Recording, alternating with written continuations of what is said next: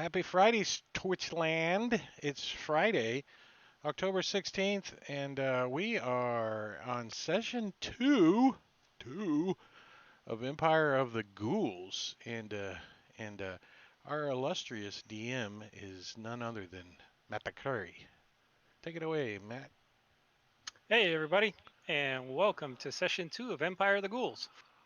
So, as we introduced them last week, we're using the awesome Fantasy Grounds Unity. It's still in beta, so if there are any glitches, just overlook them. But things have been going really smoothly so far. Sound is through Sirenscape. Excellent sounds for your games. So, how's everybody doing? Yay, it's Friday. Great. Awesome. So let's go around and introduce our characters again. Let everybody know a little bit about who and what you are playing. So we'll start off with Blink. Hey guys, I am Veltrex. I am playing Blink. Blink is a kobold artificer.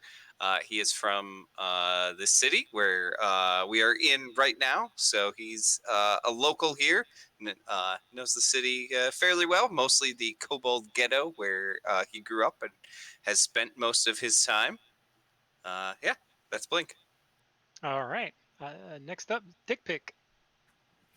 Dick Pick is a rat folk urchin ranger played by me, Jeremiah Britt. He's kind of like a fanboy that started following the party around and now is either lovable or annoying depending on the moment. But yeah, he's killed a hyena and he's real proud of it. See, I put a So little proud mark that he on got it tattooed on his ear. He's putting a All little right, Quint. mark on his weapon. Hey, I'm Drake. I'm playing Quint, the Shadow Fae Rogue. He is indeed a rebel, a Krakowian rebel. None of the other characters know that yet. But like most of his family was killed just recently. And he's not happy about it, so he's trying to gather up a crew. And you guys qualify so far. All right. Tarian. Hi, I'm Robin. I'm playing Tyrion. He is a halfling barbarian from the country, and he does not know the city at all and just came into the city to try to meet up with a group to work on becoming a folk hero. And he loves tattooing all of his conquests all over himself, and he's going to try to get everybody else to join in with that. All right. And last but not least, the Unnamed. Hello out there in Streamland. I'm Sven, playing the Unnamed. It's actually a billet or a title, if you will, job title within the temple, some of the temples. And so he does not have his own personal name yet. He still goes by what he's been called for the last 20 years or so. He's very naive as far as the ways of the world. He's pretty much been taken care of most of his life, so he's still trying to get the hang of how to cook and clean his own clothes and what to do, and he's enjoying his time out here in the real world, quote unquote. All right. Awesome. Well, jumping right into it. Last time we ended with a little bit of technical difficulties. So just a brief recap of what happened last time. You guys were all part of a crew that were heading towards Zobek. You had been with a merchant caravan hauling rugs. And you ran into a few kobolds that were running away from some hobgoblins and hyenas. You also got the crap scared out of you when you got near Zobek and saw a huge blue dragon land at the gate, change form, and enter into the city. After entering, you all spent the night in a warehouse where you were guarding the shipment of rugs. And during the night, a group broke into the warehouse. There were several bandits, there were a couple of rat folk, and a single female acolyte. We ended kind of right, the technical difficulties occurred right after you killed the acolyte. And although we had a little bit of discussion after that fact, I want to go ahead and kind of rewind just to right after you killed the acolyte. So we're going to start there with Quint heading up to the acolyte and taking a look. So this is what you see the acolyte dressed as. And this is a little different image than I showed you last week, but I found a better one. She is dressed all in red leather, head to feet, and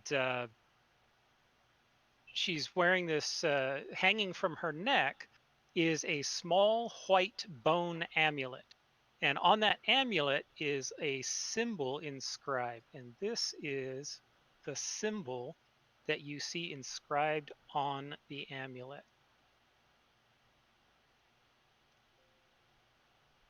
Quint, I just sent you some. Does anyone know what this means? Yes, the unnamed explained it last week. I don't remember off the top of my head as a player what he said, but it was some evil. Hey, what's Bad up, guy. Robin? How you doing? So yes, the unnamed, you recognize it as the symbol of Morena, who is one of the evil deities.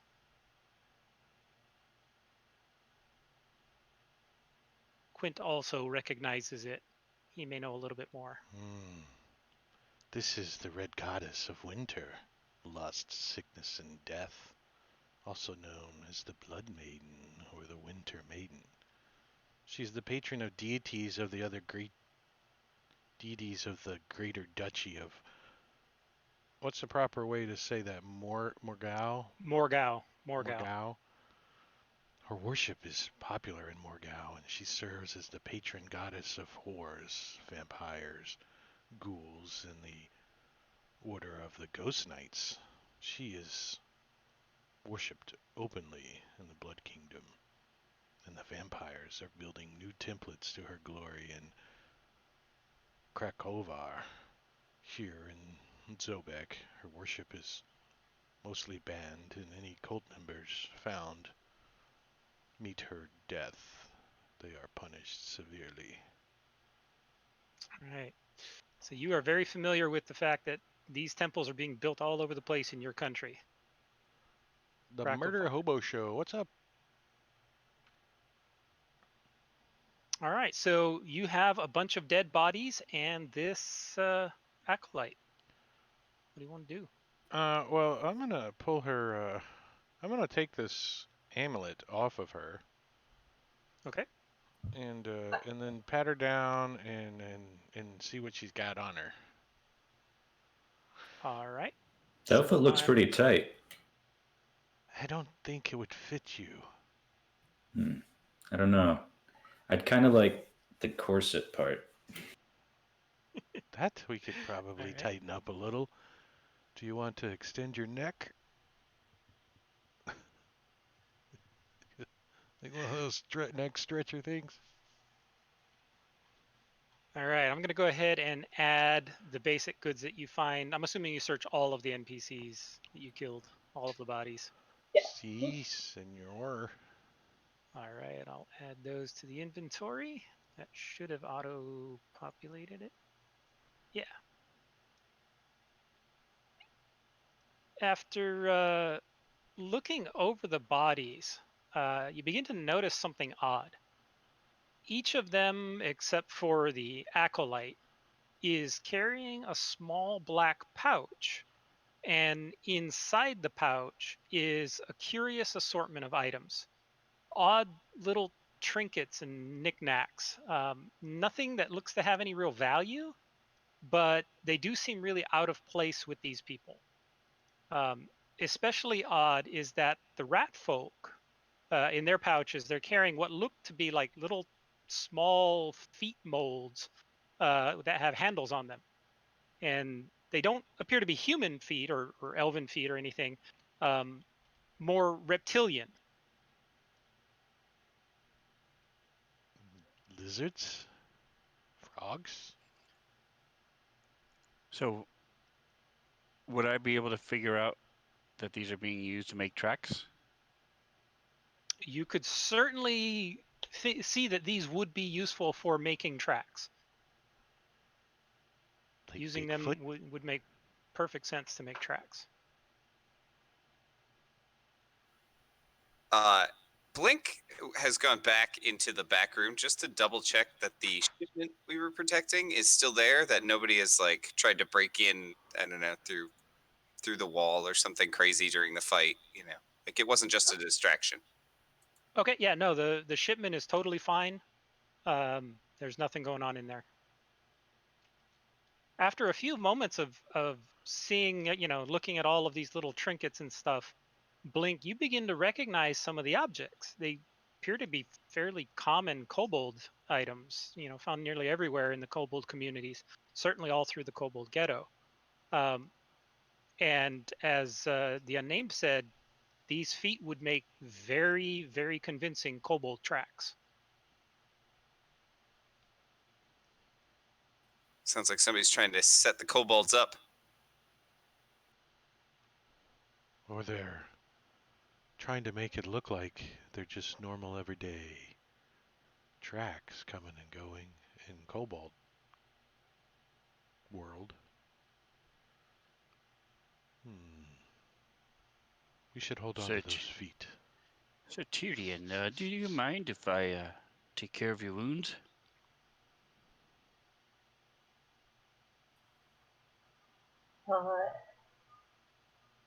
Do we want to take a rest after we maybe question this acolyte?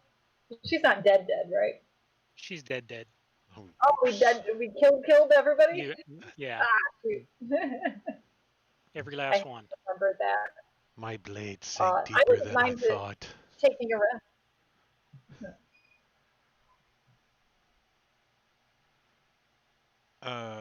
I think we should. I'll shrug and walk back inside then. Quint's gonna say, I'm not sure about the local laws, but perhaps we should notify them. I'd hate to get accused of murder. I also don't know the local laws, but that does seem like a logical course of action. Should we drag the bodies inside?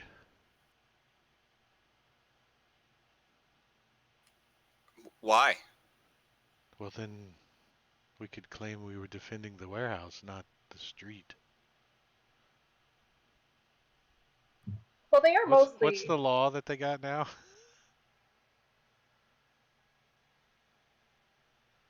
So I just shared the doing time in the Clockwork City, which describes the various crimes and their associated punishment. I don't think How many murders would it take to make a mass murder? More than one at the same time.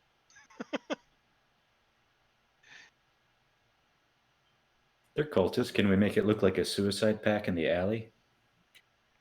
Well, do we even need to go to any lengths like that? They were obviously trying to break in, and we were hired to defend the warehouse. But I want to pull post them corpses. into the street and use the cobalt feet all over them. Little kobolds beat them up. Well, one kobold beat him up anyway. True. I say we do gather up the bodies and at least put them like under here somewhere. Nice pointers. I don't know. That sounds like tampering with a crime scene.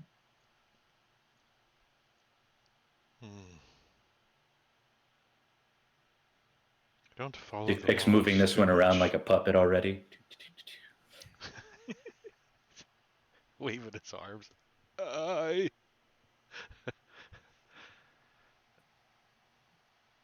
So in this part of town, there are guards occasionally. They're not, very, very regular patrols, especially in the warehouse area. But you could probably get one here within the hour or so, if you wanted to. Okay. Yeah, that sounds like a good idea. Probably send the, I don't know, who has the highest social status? That's who we should probably send. That would be Quint. So I will come before you go, and I'll pray over him. What are you doing? And I'll grant him a lure. Is there a brothel nearby? So it allows you to add 1d6 to your next charisma check. Okay, so Up to 1 minute. I go running down the street real fast. Have you seen a guard? Have you seen a guard? Have you seen a guard? Or brothel. Or brothel. Or brothel. Quick, there's a pretty lady. Excuse me. You left the pretty lady dead on the floor there. This is true.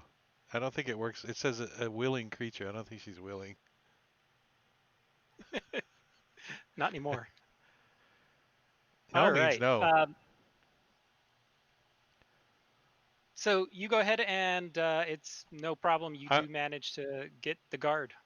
Yeah, I'm not like literally running down the street. I'm just No, watching for a guard nearby. It takes a little while, maybe 45 minutes or so, but you do eventually catch the eye of a guard, and he comes sauntering over. He looks a little tired. They've been guarding the celebrations from the Clockwork Festival. Excuse me, guard. We seem to have ran into a problem. We were hired to protect some merchandise in a warehouse over here, and while we were guarding it, some vagabonds broke in and ended up getting killed by our hands. And who hired you? I give him the guy's name. I don't. Does my character probably knows the guy's name? It's probably on Yeah, his it's paycheck, Ivan. right? His name was Ivan. Oh yeah, that's right, Ivan. He says, Ivan. let me take a look. And he comes back with you and takes a look around the place, takes note of a couple of, the broken windows where the rats tried to crawl in, and rat folk, and the various bodies, and takes an extra long look at the acolyte. He says, I'm going to have to go get my superiors, but I'll be back shortly. Just leave the bodies where they are. I look at Dick Pick. I want to move each body to the next position over, so they're all in the spots bodies were, but the wrong spot. Quinta asked the guard, "You should remove your hand." I know the leather is tight. All right. So the guard goes ahead, and it's a busy night. There's a lot of people coming and going. As more guards come over, they eventually bring a wagon and they start hauling the dead bodies off. It's early in the morning. It's actually almost like 6 a.m. And you see Ivan coming up with one of the guards, being escorted by one of the guards. And he verifies, yes, you guys were hired by him. You've been on the road for a couple of months. And he comes and inspects everything as well, sees that, the shipment is all good. And so he's okay with it, and the guards release you. They take the bodies with them and leave. Any odd whisperings or weird talking going on amongst the guards? I'm gonna attempt to spy on them. Okay. Eavesdrop. So give me a perception check, please.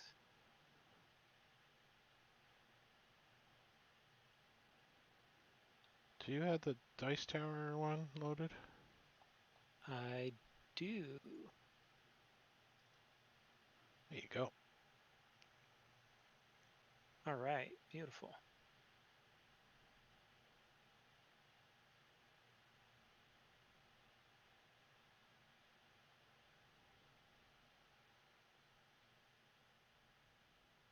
So you're listening in, and you hear a couple of things. A couple of things mention kobolds. Actually, one of them says, I hear that Maraudy have had their eye on Midgard. And the kobolds are their spies. I hope the consuls know to rid of us of these kobolds before Zobik becomes the next Illyria.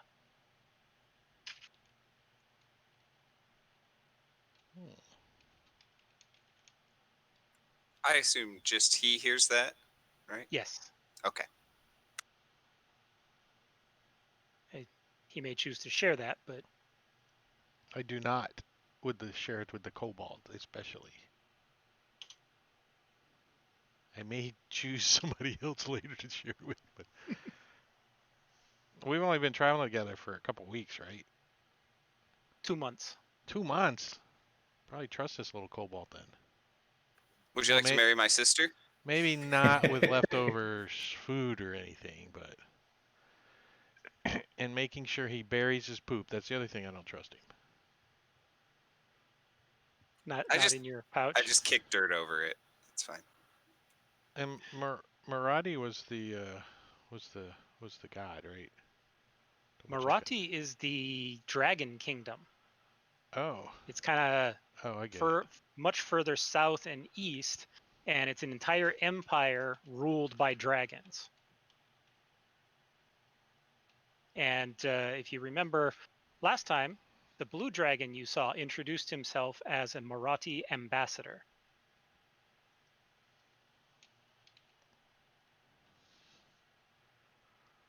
Hmm. I'll say to the party. I overheard the guards talking that perhaps some of the kobolds here are in league with the Marathi or the Dragon Kingdom. At least they suspect that, anyways. But these feet, flaps the little kobold's feet that we picked up, the kobolds may be set up.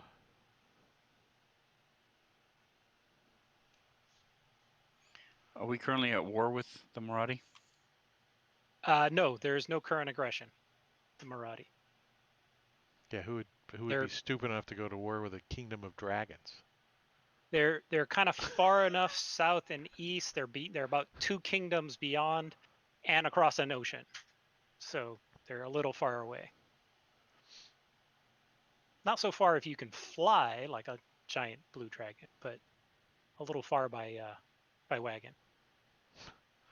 By canoe? Yes. During the evening, while all the guards were coming and going, I asked the unnamed if he would help me design a tattoo to commemorate the battle, and also see if everybody else wants one too. Wait, am I gonna put it tiny right next to the hyena? I have 2 ears. I have 2 ears. I've been All in right, 2 we'll put it on battles. the other ear. I'll make it small so we can add in another one. Well, your left ear now looks like 2 ears, so technically you have 3. Since it's been split in half. I don't need any identifying jewelry, thank you. All right. So the next morning, after the guards and stuff leave, and after Ivan comes over, he comes back after a couple of hours, and you guys are all dead tired at this point. But he tells you that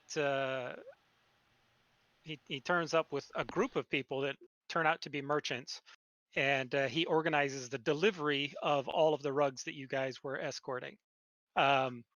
He thanks you for your service for the 2 months. He tells you that you guys were exemplary guards, and he's appreciative. If you guys are looking for references for work, he'd be happy to provide references to you all. And he'd like to hire you on again next season if possible for another similar run. So I'm going to go ahead and give your payment. He promised you 100 gold each, which I just sent to the party sheet. Is there anything from the party sheet that you guys want, or what can I clear away? Well, let's talk about this broken stuff. Yeah. Is it just crap, or is it cheaper to repair the broken stuff than buying new? So the cost to repair is half the total cost of the item. So you have to determine for yourself whether it's worth it or not. And if you repair it, then it's as good as anything else. So it's broken stuff can be a good way to get, cheaper equipment if you are having financial issues. So, who should carry the bottle of holy water? I will happily carry it.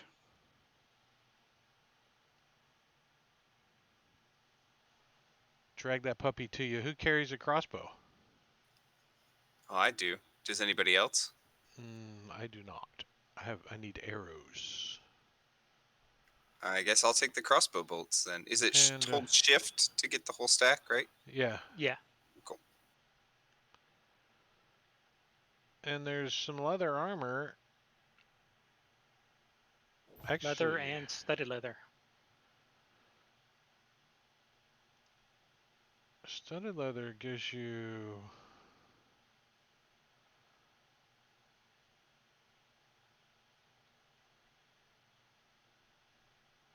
Is there a maximum dex bonus? No. No.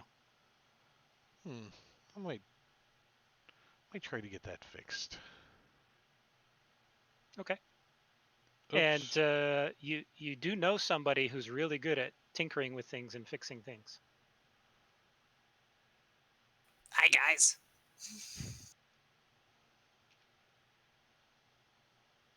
Broken club, broken light crossbow, two broken daggers, broken leather armor, and broken scimitars. Anybody? No, broken club's just wood scrap, right? Pretty It's much, yeah. It's called tinder. Kindling. Kindling. Torch, wrap a cloth around it. Yeah, I think you can dump all that. All right. Delete, delete, delete, delete. Gone. Can I have a set of those kobold feet though? Because I want to be more like my new hero Blink. So I'm going to strap those puppies on. All right. You can have Blink fashion them into shoes for you.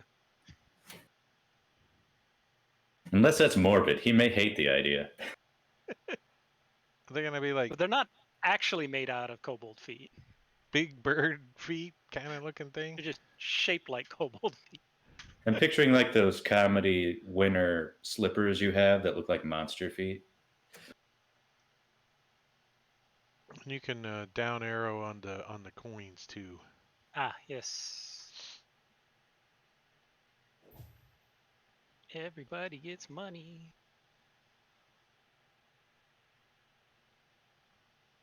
All right. So the next day, very early, kind of mid-morning, you've gotten your payment. Your pouches are full of gold, and the festival starts up in earnest. The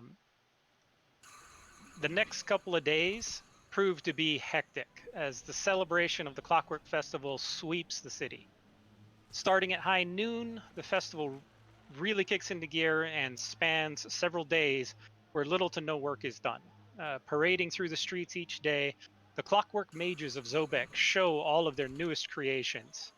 There are even some new clockwork creations that none of you have ever seen before. Making a huge splash is the debut of a gear-forged horse, stronger than a normal horse that requires no feed and very little upkeep. The priests of Rava lead the celebrations, and frequently you see palanquins carrying their revered gear-forged ancestors. So, how do you want to spend the next few days? Well, the first This is the day, kind of stuff Quint you wants see to spend walking. sleeping because he's probably We worn should out. buy the horse for the party.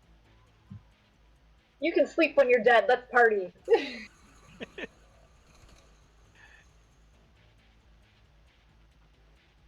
So how would you like to spend the day, if at all? So Blink is very interested in the all of that goings on for the Clockwork Festival, of course. And he is more than happy to show his new friends around the city, and show them the highlights. He especially likes pointing out clockwork things and saying, "Yeah, I know how they did that. I just don't see why they did that." Excellent. Anyone else have anything you want to do during the next couple of days? Yeah, I want to watch this guy right here.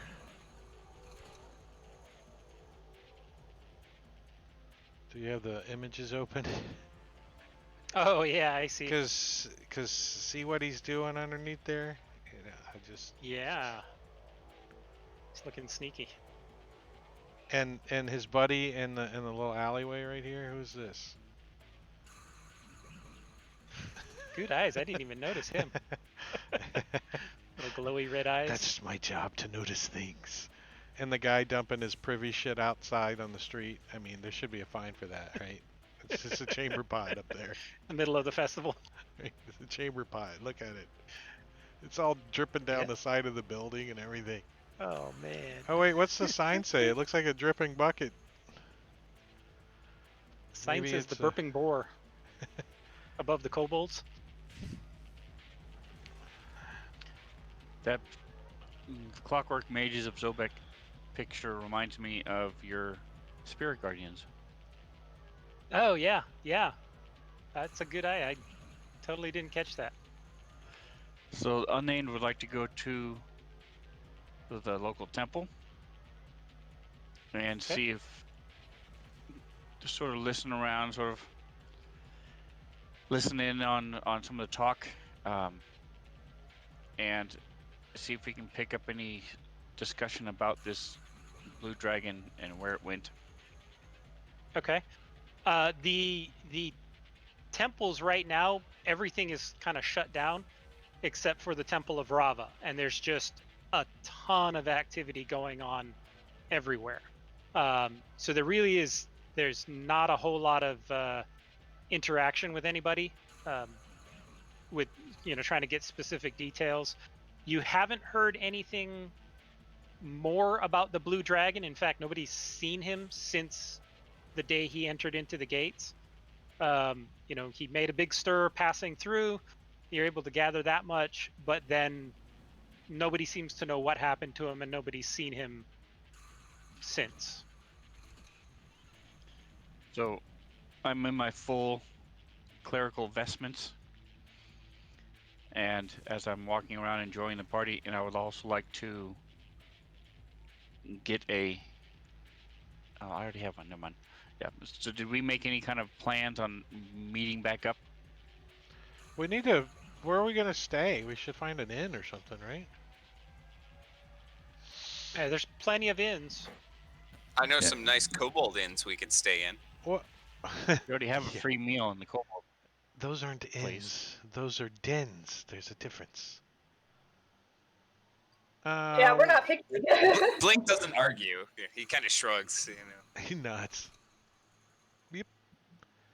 What? Where's the city at? Overall map. That's the one I'm looking for. So we are Dick Pic's gonna currently spend where? 10 gold getting everybody presents. Stupid little gear things at the festival, things that are overpriced and will break immediately. So we're in the Clockwork dock birds that district drink. now. With gears just glued onto them for the festival, it's just old stock. Does King's Head Tavern have rooms? King's Head Tavern. Number 61. 1 second. You would pick the most expensive place on the map. I don't know if it is. They have good subs there, I heard.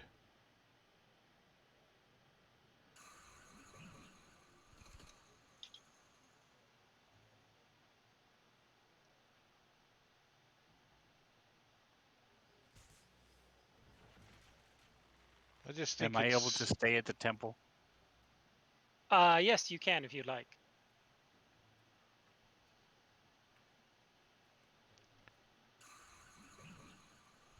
Yeah, there's rooms at the King's Head Tavern. Looks like a good spot. It's right on the main road. We can get a room overlooking the festivities. That's Yeah, you said number. I'd stick with wherever everybody else is going because I don't know the city. So Yeah, I'll sleep under anybody's bed. I'm a rat person. So we'll wander down. Do we have a party token? Yes. Open up the map.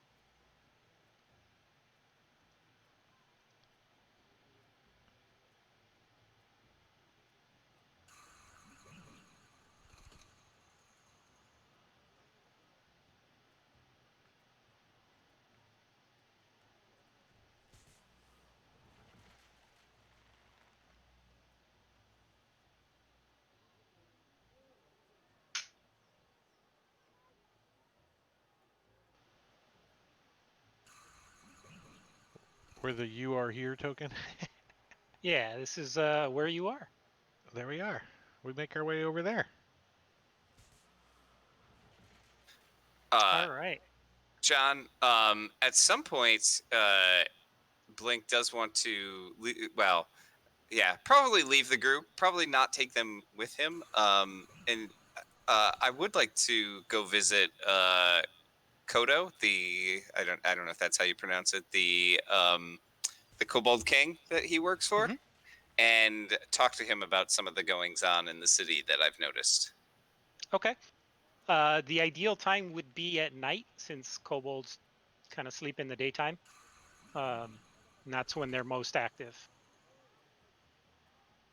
Great, because I can just cast that ritual, so I don't have to sleep anyway. So I can use the nighttime to just run off while the rest of them sleep.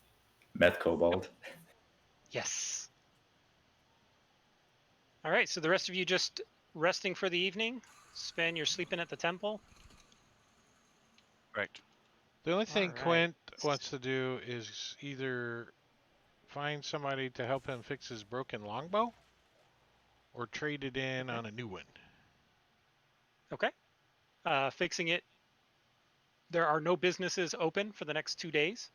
Everything's shut down for the festival. So I can't So even after the buy festival's over, you can't even go buy a new one. But after the festival's over, there's plenty of people that would be happy to help you. So I just get some streamers from the festival and wrap it around it like it's a band-aid, just to kind of hold it together so it doesn't break anymore. And All And- right. I don't know how long that takes, but I can probably do that for you. Here you go, With, my friend. Yeah. Just need the cost for the components, of course. Do it for exposure. The materials for repair. He looks You're an artist. strangely Do it down for at him. exposure. How much do these materials run? What was it, John? Like half of the cost It's of the... half the normal cost of the item. Yeah.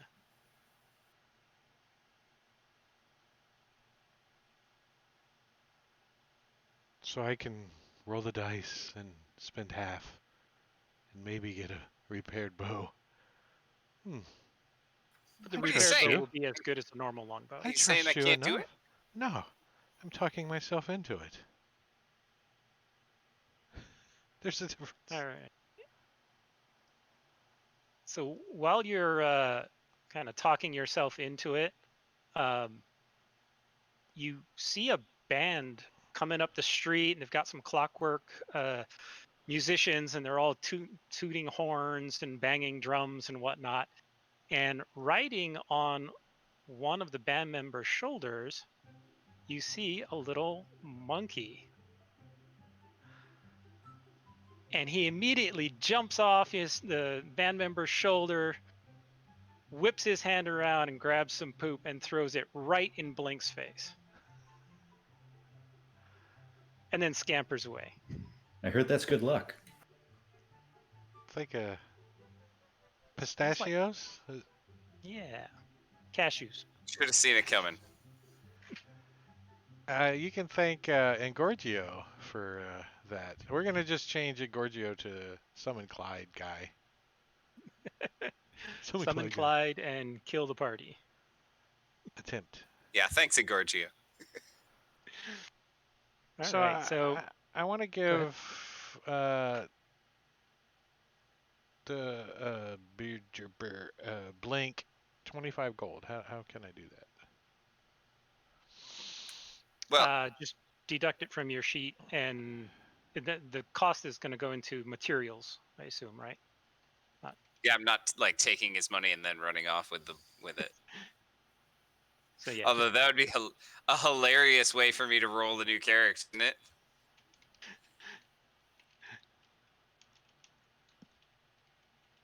steal it and run. All right. So that evening, you guys are all going down. I'm going to go ahead and push a long rest because nothing combat-wise is going to occur.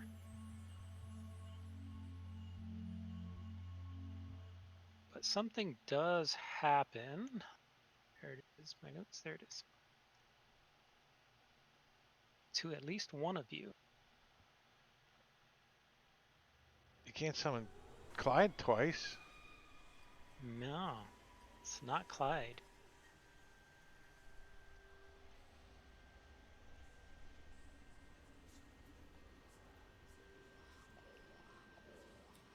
The sound effect isn't comforting. The Sounds like the last time I had Taco Bell.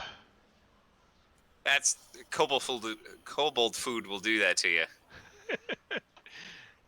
first time eating kobold food. Don't drink the water.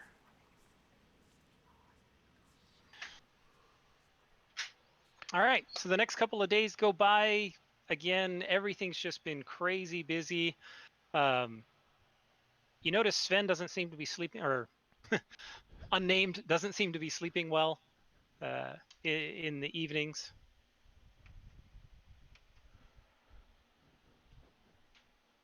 But after a couple of days, the festival starts to die down, and you all get back together. You've had a couple of good days in the festival, but everything begins back up again. Business starts booming. Carts are going back and forth. Shops are open, and life seems to be, returning to normal.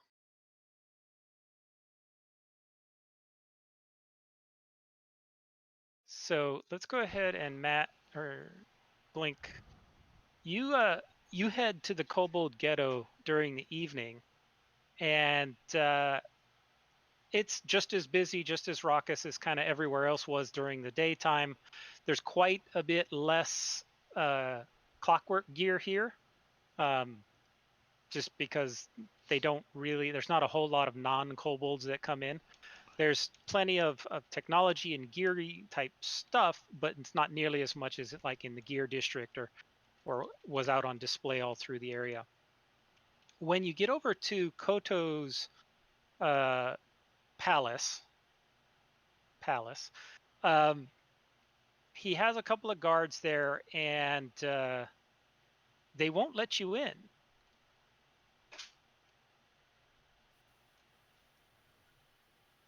And he gives them the, "Do you know who I am?" Oh, I thought you were gonna say he gives me the 25 gold that Quint gave me. He says, not really, but we're under strict orders from King Cragmaw that he's not to be disturbed. Something seems to be bothering him.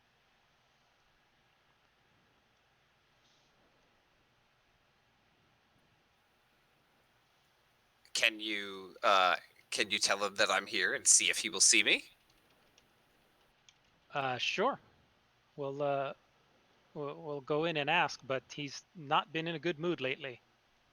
And one of them goes off and heads on in, and comes back, maybe 10 minutes later, and explains that he won't see you right at this time. He's got some stuff going on that is taking his all of his attention right now. All right. In that case, I want to leave and go to my favorite kobold eatery in the city, in the ghetto, the Rat Trap, and to get a little food, kobold food, but then also to like ask around, some of the kobolds who are here about what's going on in the city, and tell them, relate my experiences so far Okay. since I've been back. Yeah. So one of the things that you start talking with the fellow kobolds, talking stories and exaggerating your feats of legend. And one of the things that really quickly becomes obvious is that a lot of the kobolds are quite nervous or quite concerned, because the big people in town, the big guys, the tall ones, the big people have started treating them much worse than usual. They're being insulted more frequently. They're being accused. They're being,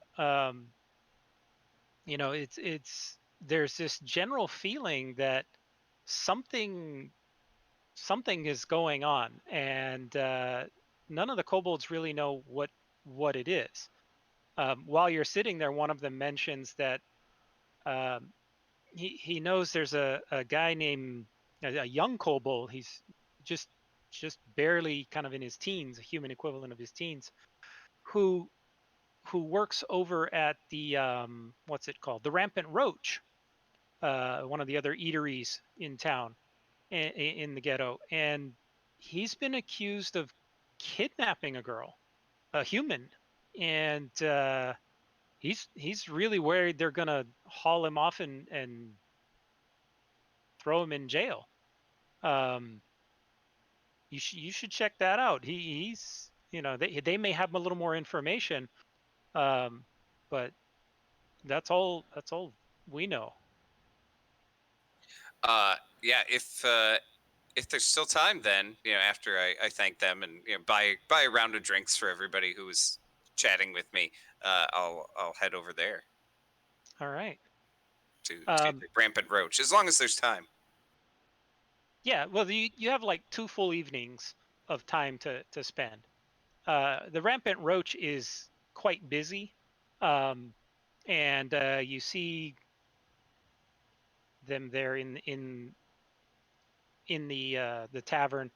There's constantly customers coming in and out during the festival.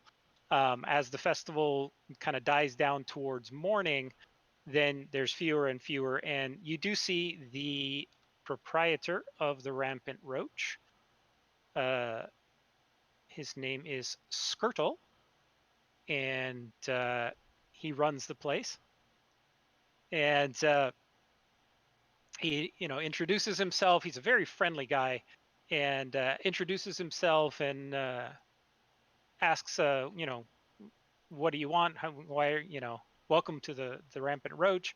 He's got lots of great food to offer you. What kind of food would you be interested in?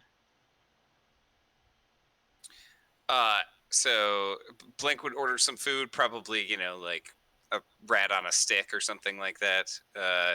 And then after he gets his food, ask him about this young kobold and what he knows about that.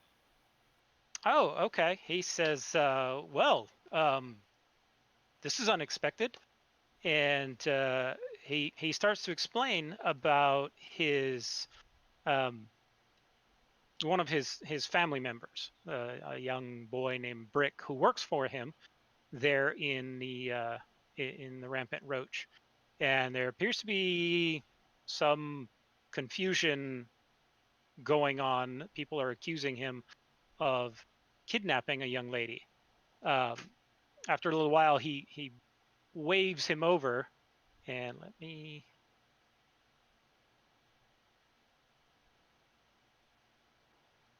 throw you on there.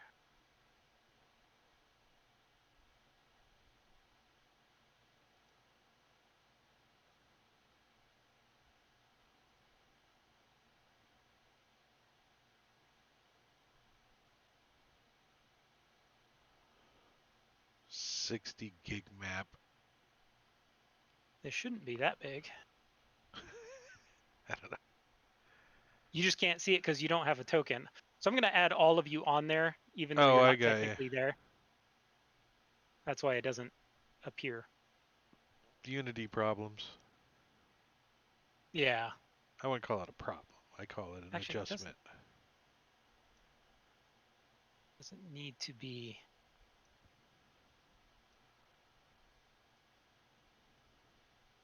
Line of sight, right?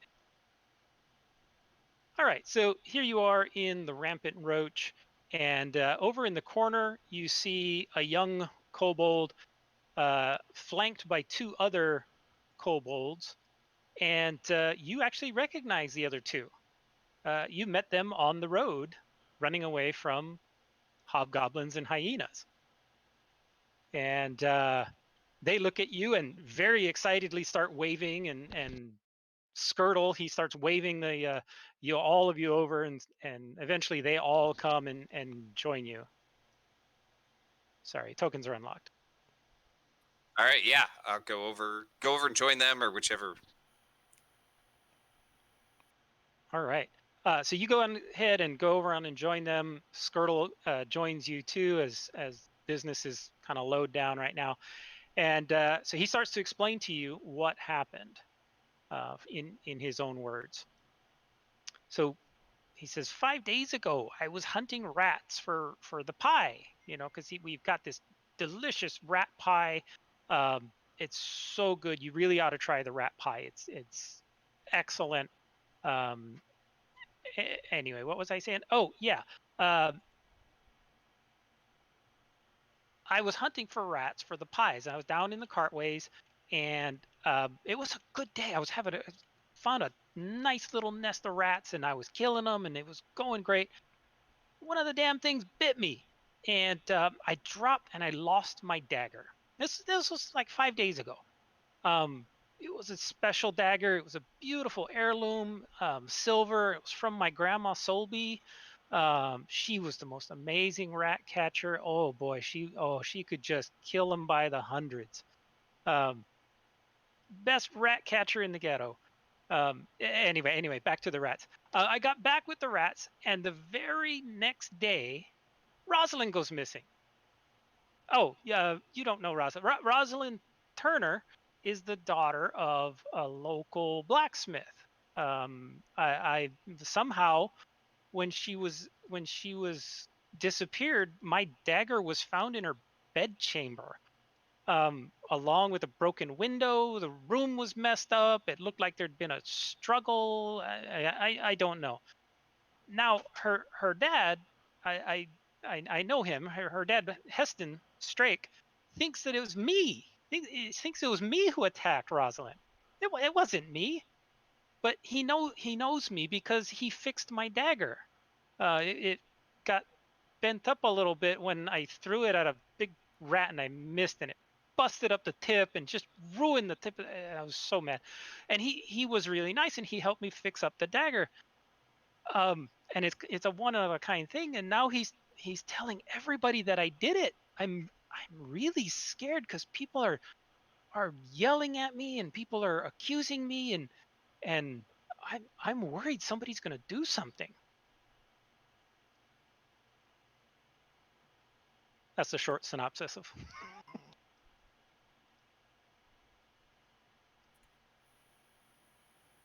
So, you only know the family because he fixed your dagger some time ago, right? Yeah, he's a blacksmith over in Lower Zobek, And just outside the ghetto. has the girl been found, or is she still missing? No, she's still gone.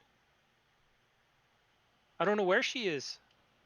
I swear. I was working. I was busy. I wasn't doing anything with her. Can you tell me where the blacksmith shop is? Yeah. And he describes kind of where it is over in Lower Zobek. And do I believe what this other kobold is telling me? Give me an insight check.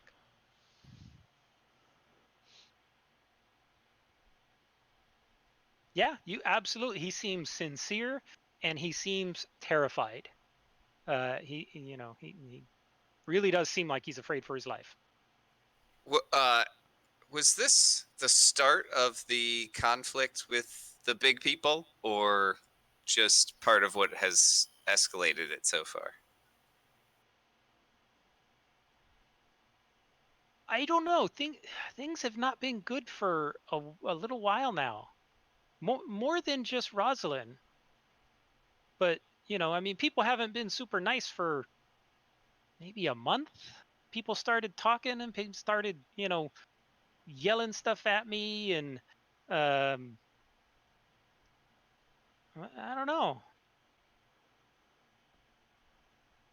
At that point, Skirtle comes up, and he says, "You seem like a very competent young man. I assume you were the ones who saved my family here." And he points to the two kobolds that you met on the road. Oh yeah, that was us. Well, this is perfect, because we've talked to the city guard. And they told us that they're investigating the crime, and they're going to look into it. But I'd really like to hire you as a bodyguard. Could you kind of stay with Brick for the next few days, just until the guards wrap up their investigation? I'll give you free food, all the food you can eat here, and you can stay here overnight if you want. And I'll tell him maybe it would be better if I investigate and try to find out what happened to the girl. Well, I don't. That's fine. You might find out something new, some information, but I'm really worried about him. So, is there something you could do to help protect him for the next little bit? I could probably come up with something. That would be wonderful. And like I said, all the food you can eat. We have the best stuff here. Tadpole soup. We've got a rat and mince pie. We've got crow's feet. We've got everything that you could possibly want to eat. Blink's getting hungry, like just hearing all this. How do you eat a crow's feet? You eat a Tastes lot like of chicken. them. It's just claws, and It's like a crunchy salad. you gotta boil them like chicken's feet. Chicken feet. Krell's feet? Is that what you said? Crow's feet. Yeah. All right. So he requests that you basically help bodyguard Brick for just a few days, and during that time, he explains that Brick still has to do a few things for the restaurant. If you could accompany him, or if you're friends, he knows you were with a group of people, so he's happy to offer the same meal and sleeping location to everybody in your group. Free food and lodging if you can stick with him for a few days, and till the guards come back and clear him. Yeah, I'll tell them that I can't speak for my friends or guarantee that they'll help, but I guess that Brick should probably come with me to see them, so that he's not left alone, and we can talk to them then. You can tell them your story and see if they are interested. That would be great. Absolutely. So I will whenever he's ready, I suppose I will escort him out and to the inn where everybody's staying.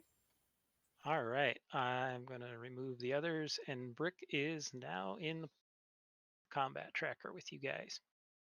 All right. So he happily accompanies you back to your friends. So I have a quick question.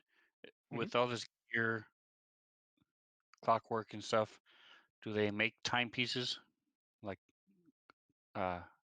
Absolutely. Stopwatches or stuff. Okay. I don't know if they created a specific item, but yes, they do have timepieces.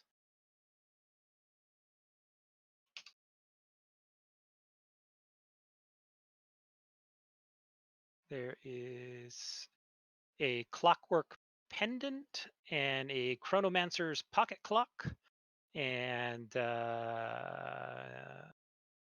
they have a variety of different clockwork stuff. So in my painting, can I tell if that's a locket or a timepiece? Oh, okay. Did you want to tell anybody else about your painting, or not yet?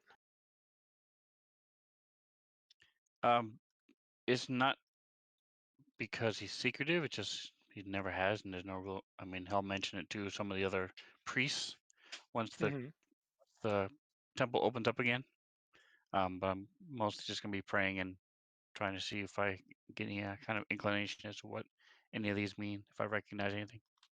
Okay. Um, it does not appear, from what you know, to be a clock. It appears to be some kind of maybe a locket that that holds something. You do notice the symbol that's on the locket is the symbol of Sif, Okay.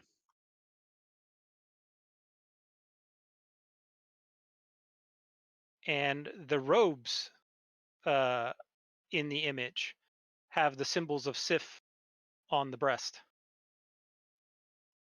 Okay. Thank you. Hmm. All right, so all of you meet Brick, the hunted kobold. Hunted like a rat. Yes. Is very this much one so. of the cobots that we already met? Brick is not. Brick was one of the employees, but the other two that Blink met there were the ones that you met on the road.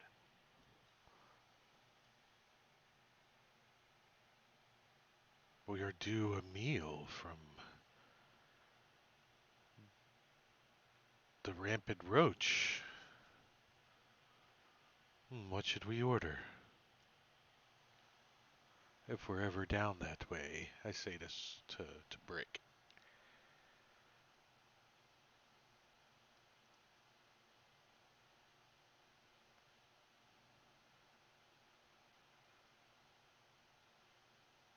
Does he tell us the story? Yeah, he'll explain through. Sorry, I was typing.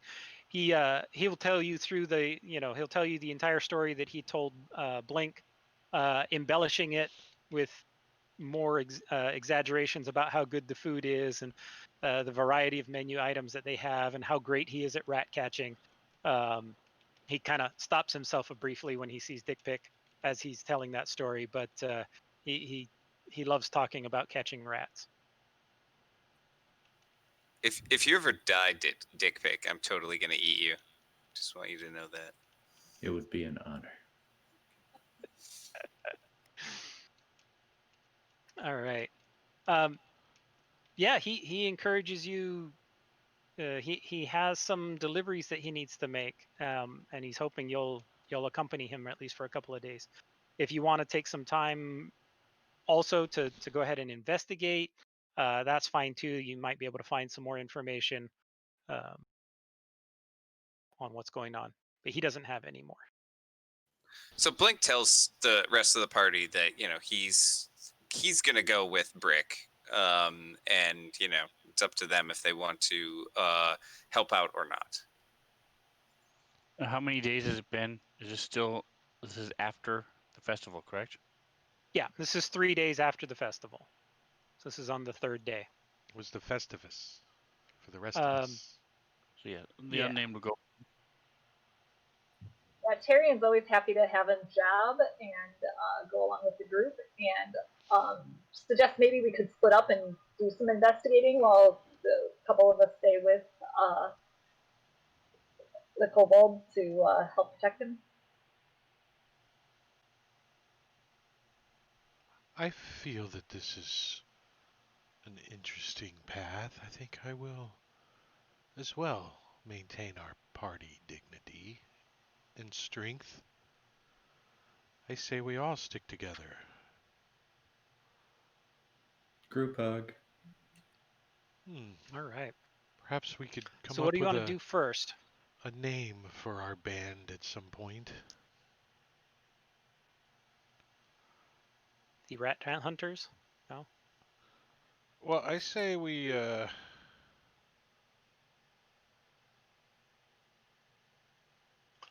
So Brick explains that on this first day, he does have a small errand that he needs to run. That once he's done with that, we can go around and look, if you want to investigate and find a little bit more information, well, that would be a good time. does his errand take us to the ghetto? It actually today's errand will take you to the Cardaways, which is beneath the ghetto. Sounds like a pleasant place. Yeah,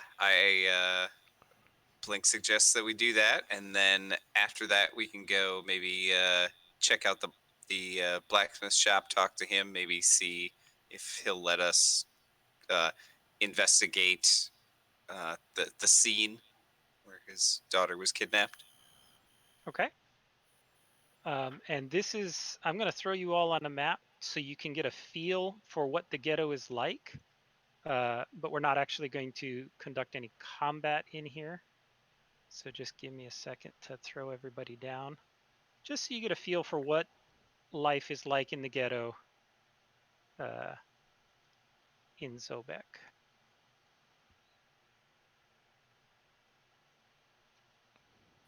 Just because you haven't planned a combat here, John, doesn't mean we're not going to have it. And yeah, it's true. I didn't say I didn't plan a combat. I just said it's not going to happen right now. No promises for the future. So that should pop up with all of you on. There you go. So welcome to the ghetto.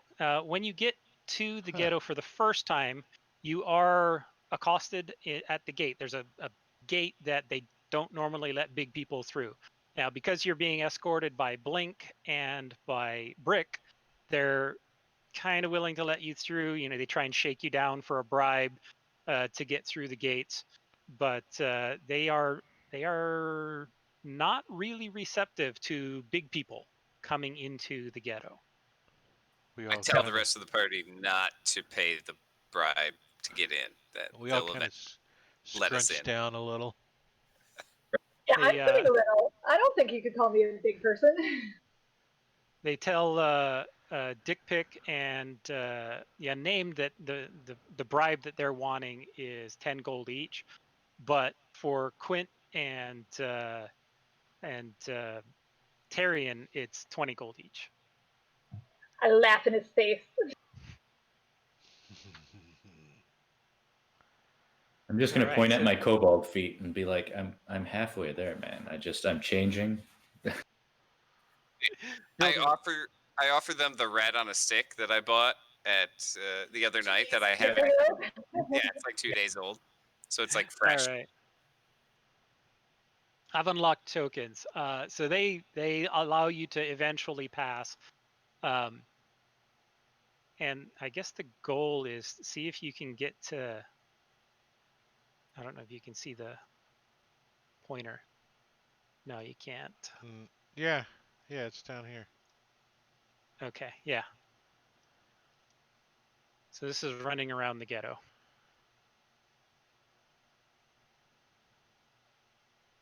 It's like a map puzzle. It is a map puzzle. I found this map and it's just absolutely perfect. The ghetto is just this tightly packed. Everything is squeezed. There's never really any road that's more than 5 feet wide.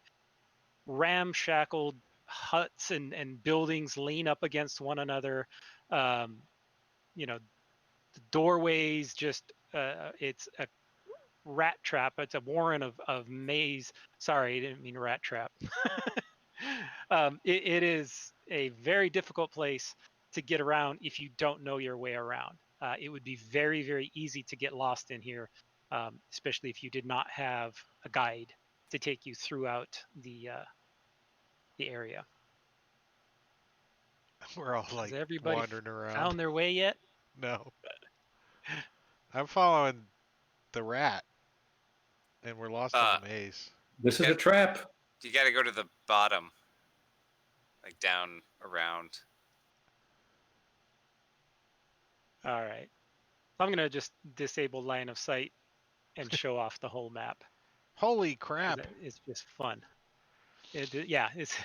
I found this map. It's absolutely gorgeous. It was perfect for the. Oh for yeah, I the remember you did the line of sight on this. I was like, oh my god. Yes. But And that took was a while. before they added windows. Now they have windows and all kinds of things in the line of sight. All right, so Brick takes you through the ghetto. You manage to get by some drunken miners who briefly try to stop you and start a brawl with you, but they're so drunk that they really don't pose much of a threat to anybody. They do try to. We can't that? drag Brick. Oh yeah, don't worry about Brick. And they try to intimidate Tyrion, which doesn't go over well at all. And they're really just a bunch of, drunk little lizards. And eventually they get scared off and run away. Brick leads you to kind of a little area and tells you that there's a doorway or kind of a ground entrance into the cartaways. Now, kind of a setting explanation. The cartaways are an area of Zobek that exists beneath and around the city. It's kind of more situated around the ghettos, but also as well as other areas underneath the city. And the cartaways are old mines that existed before the city kind of flourished and grew. The mines were originally mined by kobold slaves. Most of the mines are beneath the city. The cartaways are out of use, and other beings and other people have taken up residence or taken control of parts of the cartaways. There's still a lot of weird, nasty stuff down there, and a lot of shady stuff happens in the cartaways. The mines now are a little bit separated from the Zobek main city area. There are still kobold miners. They're just no longer slaves. They get paid daily wages and whatnot. So the miners are a normal, respected profession now. But for many, many years, hundreds of years, the kobolds mined through the cartaways as slaves. And as such, kind of everything in there is generally very tight, as well as kind of has a kobold mentality to its layout. What time of day is this? So he's going to take you kind of towards, let's say noon. Put it a few days ahead. So this is around noon. He's going to take you down underground and into the cartaways. So let me go ahead and get you all situated on that.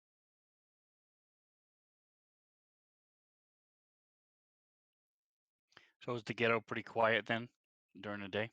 During the daytime, it is largely quiet, and it's much more raucous at night. During the daytime, most of the kobolds are sleeping. Is there a grid on that cobalt map? In the map itself?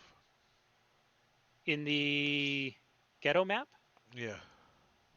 I don't know. I don't think so. It would be kind of cool if you blew the grid up so we're kind of like squeezing. Oh, right.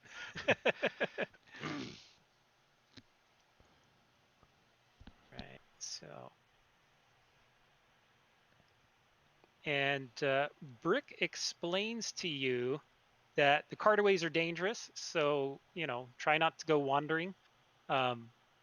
He needs to pick up some supplies down here, and he turns around and apologizes to Dick Pick, and says, "But we need to pick up a few rats for the week's, food supplies."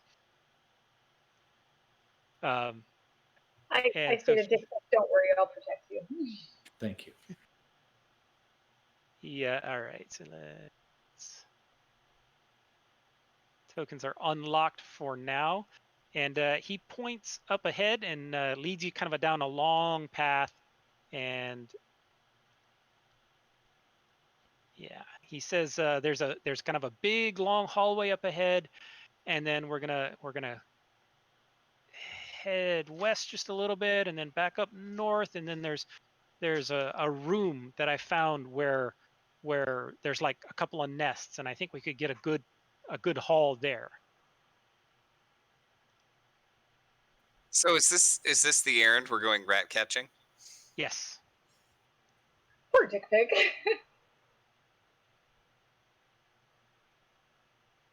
It's okay. I have rodent empathy, so I have advantage on handle animal checks with rats, so I can help. And like, I'll feel real guilty about it though. Smash! So is he leading us? Yes, he is leading you. He kind of goes up to here and peeks left and right.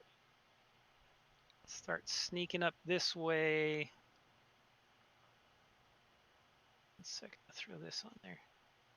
Don't forget you can use your keyboard, your arrow buttons to move too. Yeah, you can use your number pad too if you turn off numlock. That's something new with Unity. That's cool. So he tells you you need to head up this way, and then there's a little passageway that goes off to the left. Don't get turned around. He's not really sure what's in some of these other places. He hears weird noises from them sometimes, but he's too scared to go and investigate some of these other rooms. He tells you to head down this way.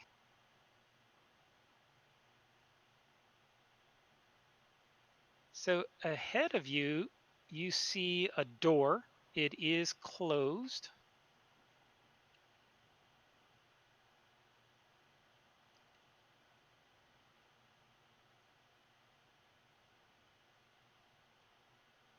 Are you going in first, Tarian?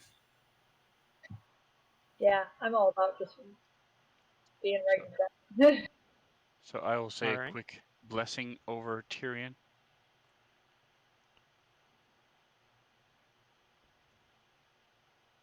If you take any damage within the next minute, you can reduce it. Be my friend. Just in case the door blows up. Just in case the door blows up. Just in case. All right. Well, whoever's going to open the door, you should be able to, since we're in Unity, click on the door and open it. There should be a little blue highlighted area when your mouse gets over the door area.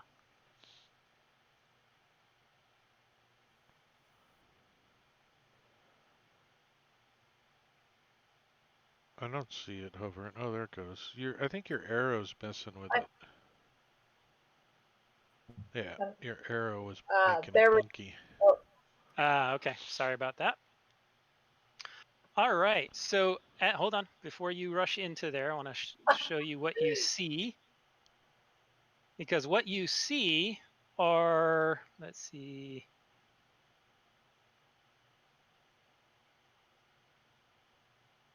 a couple of goblins.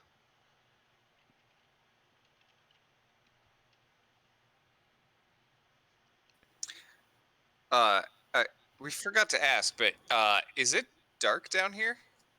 This area, yes, is all dark. Oh. So if you'll be using dark vision unless you don't have it, then you need to have a light source.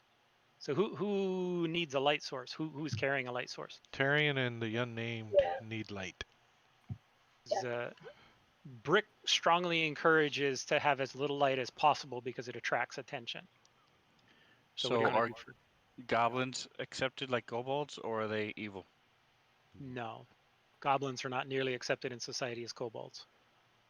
The goblins seem to be messing with something on the floor there. You can't really see what they're messing with. For Tyrion, I can take Tyrion's. What do you have? An axe, Tyrion? Is that right? Yeah. I can use. I can tinker with your axe essentially and make it glow in a 5-foot radius, and then dim light for an additional 5 feet. So it's not a lot of light, which is exactly what Brick asked for. Oh, that's so cool. Thank you.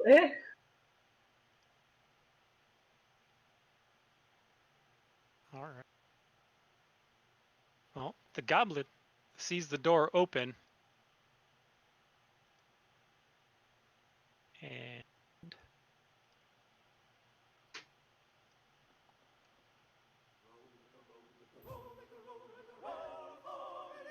I almost used that one You too. listen to that podcast? what's that? Listen to that podcast? No, that's on Sirenscape. Nah. But it is a It's a pod. default It's one from in a Sirenscape. podcast. Yeah. Yeah. Pretty funny. I like it. Found that one and thought it was hilarious. All right, so yeah, the goblins look up and see you, and they seem to be, like I said, messing with something on the floors, but you can't really see what. But Tyrion, you get to go first. I still can get over our party. I roll a 14 and I'm last. That's pretty funny. I must have just rolled well. I'm usually not first. So Tyrion just is all about just charging right in, and he likes to, try to be intimidating, even though he's little. He's kind of, Sorry, go ahead and roll. Redo your movement. oh, had to sorry. Lock tokens. Gotcha. So he's going to move in a few steps and, put his fists on his waist and then kind of flex his pecs and go, oh, halt there, what are you doing? And he's going to ready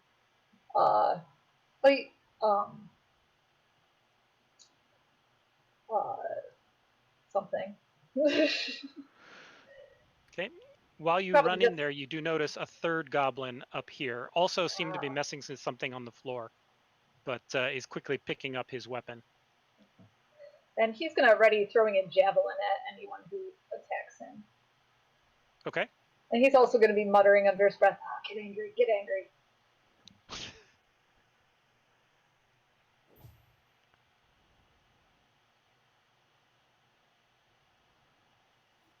All right.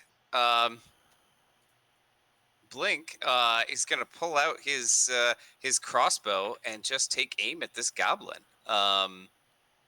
Yeah. So because I haven't moved, I can do the patient shot, right? Right. As long as you don't move this round. Perfect.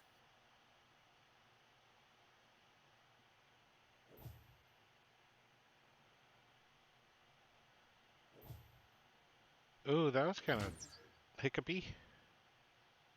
Yeah, it's sinking. I don't know if that's causing it. I thought maybe it was just me, so that's interesting. Oh. All right. Anyway, We all had a little bit of a stutter. Yeah, the dice like slid. They didn't. Damn. minimal damage, but that doesn't matter. I like how I tried to talk to him, and you're just like, no, you're gonna die. The barbarian's like, pardon me, and freaking kobold's like, they're goblins. All right, you shoot him, and it hits him kind of right in the neck, and he falls down. And when he falls down, you hear a loud clamping sound, like "Chum!" as he starts screaming and twitching, laying on the ground.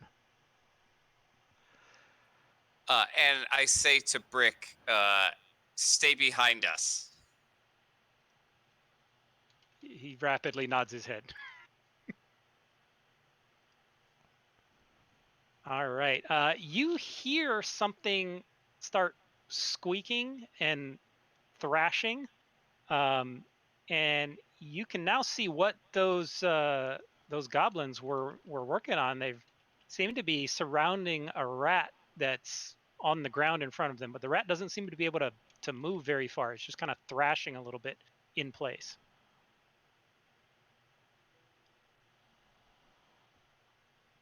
Large rat or regular size rat? Giant rat. It's about the size of, like a puppy. Or What's the movement through friendly spaces? Double or regular? yeah, double. 20, 25, 30. So he's Good going to close range. dash.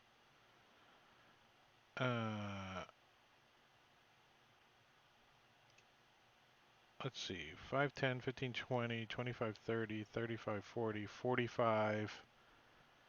And then I want to take a peek. I can't see around the corner. If you could. And this is like, get behind that pole. Okay. Like right up against it. Like, dashing. As he's moving, he's pulling out his bow and, getting an arrow handy. Okay.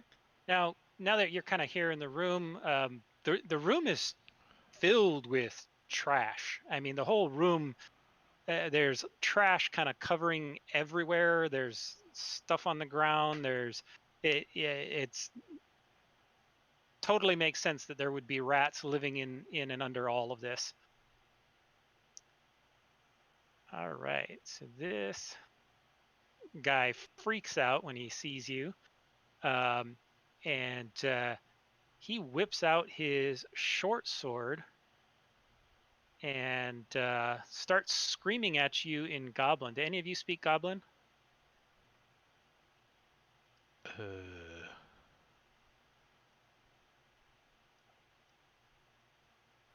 No. No. Okay. Where the hell's the language is at? No, I got him. Abilities. Actually, Goblin is a... Anyway, whatever. So he starts screaming in Goblin, and you don't understand what he says, but he points to the rat and then points at you and points to himself, and then he comes here to here, and then swings his scimitar at you, Tyrion, and Ow. hits you That'll make you mad. very hard. Dang. And then he is going to use his nimble escape, take the disengage, and take one step back to here. But then, since I had my ready javelin throw, I can throw a javelin at him. Yes, your readied action would go off. It's just not an attack of opportunity.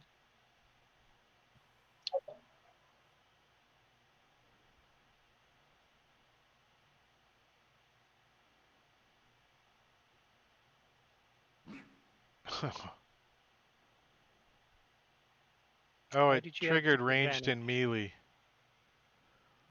Oh. She clicked the right one.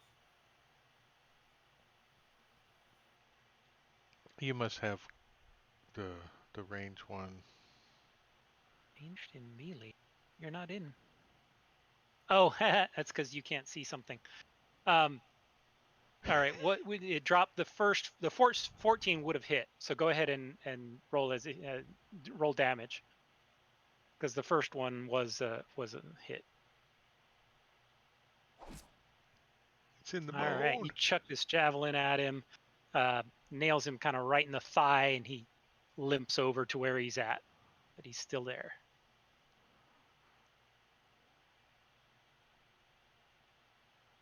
This guy is dead, so he's not going to do anything.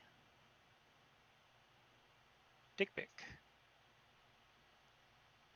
I'm going to see that guy attack my good buddy and run in screaming. And I I'm like gonna... the idea that they're like messing with this rat, and then all of a sudden this giant rat guy like comes screaming and running at him. Yeah, so they're probably thinking I'm defending the rat and not the barbarian, but I'm going to try to hit him with my Nurian hook. All right, 1 second. We'll process that in just a second. As you step into that very last space,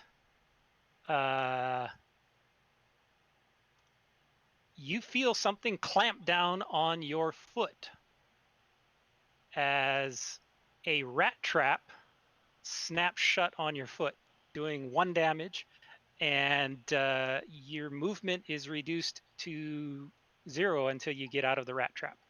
But your attack does occur, which looks like it hit. So go ahead and roll your damage on the goblin.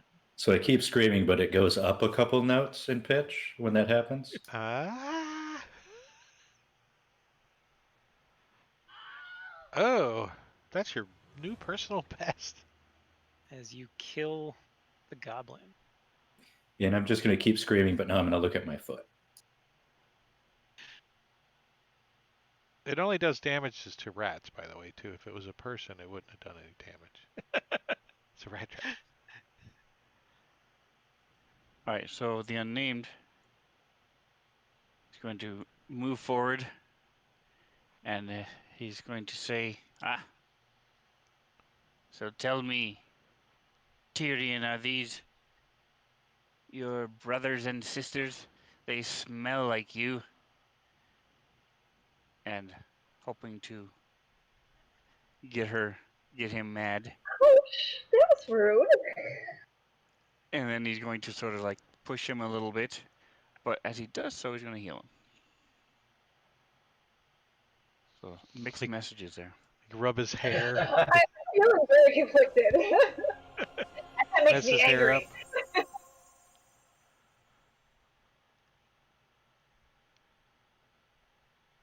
Combed sideburns. All right. Now, Mr. Combed Sideburns, he doesn't like the fact that you all ran in and started trying to steal his rats. He doesn't care about the murder, just the rats. Oh, yeah. Yeah. Fellow goblins come and go. You can always make more of those. Rats are food. So he's going to run into there. And you see he pulls out a short bow and takes a shot at Dick Pick. Starts shouting and comment, "A big one! A big one! I got a big one!" Oh, he's so excited. As it goes twanging off the floor and hits absolutely nothing.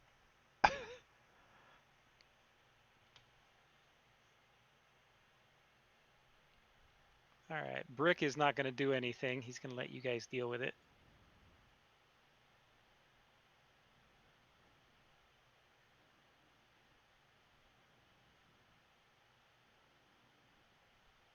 All right, he gets to go again. Jeez. So Combe Signburn's going to attempt to shoot Dick Pick again. Do we want to take our break at the top of the round? Yeah, it's a very good spot for a break. So we'll go ahead and take a break here. We're going to take a 10-minute break. So you guys got 9 minutes to get your butts back here. All you people that are lurking in chat out there, I see y'all.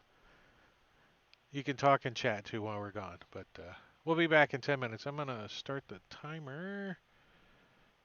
One of these buttons does that. Snaz. 21:45.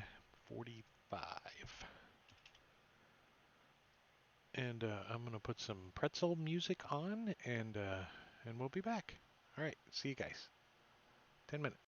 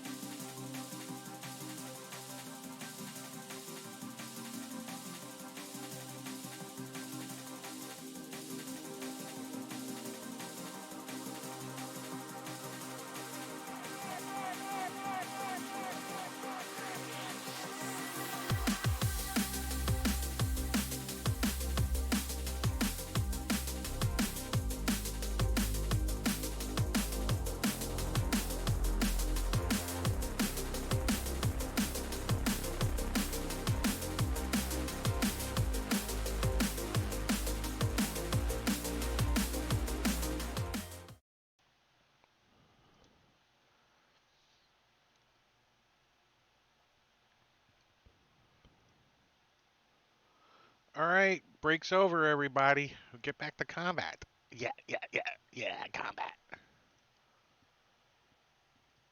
All right. So when we left off, Mr. Combed Sideburns had taken a couple of steps back into this hallway and was taking a beat on Dick Pick, who is stuck to the floor via a rat trap.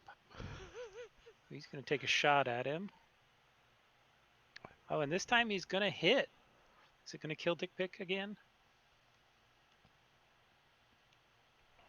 Moderately. Oh, just moderately. All right. This rat that you see is still squealing. What is it to get out of the rat trap? Is that a strength check? Or... Yes, a strength check. It's a squeak check.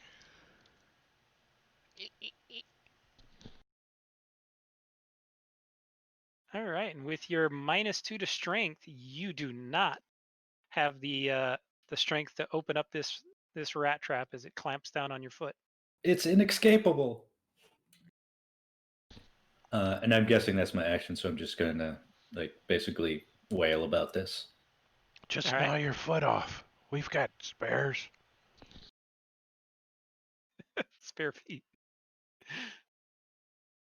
All right, and you see another rat over there thrashing around. It looks like it's also caught in a trap.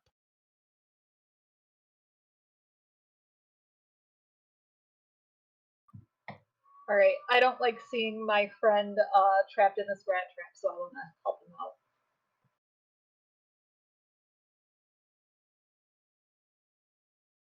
Okay.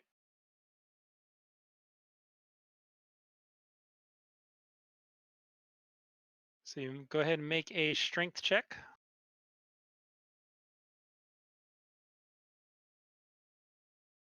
And you also are having significant difficulty in opening this this trap. Well, and of course I forgot I was going. I forgot that I got angry and was going to rage, but I'll do that now. I'm angry that I couldn't help my friend out. All right, you're angry that you can't open up the trap. And then I'm going to. I want to move closer to this goblin. Can I be careful to keep to not littered floors so I can avoid rat traps? You can try. The map isn't 100% accurate. There's kind of litter refuse all over the place. So if you want to move really carefully, you'd have to move at half movement. I don't know if I want to move that slow.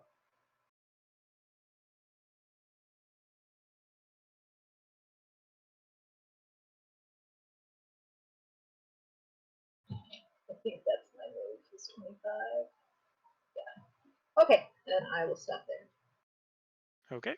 You do not hit any traps along the way. So Quint is going to move. Let's see. Oh, I'm holding control. Hold on, let me not hold control. You can tell I'm a DM, right?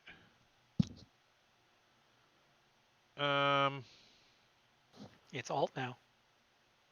I'm going to. I know it's all now, but I'm used to control. Can I stand on dead, whatever, rip? There. What do you mean? Yeah. And I'll have a -2 to hit, shooting a bow down the hallway. Unless you're shooting the rat, yeah. No, I'm attempting to hit the goblin that's trying to flee. Okay. I'm gonna shoot him in the leg. Try to knock him out. You know what I mean? Okay. -2. Look at that. It's already there.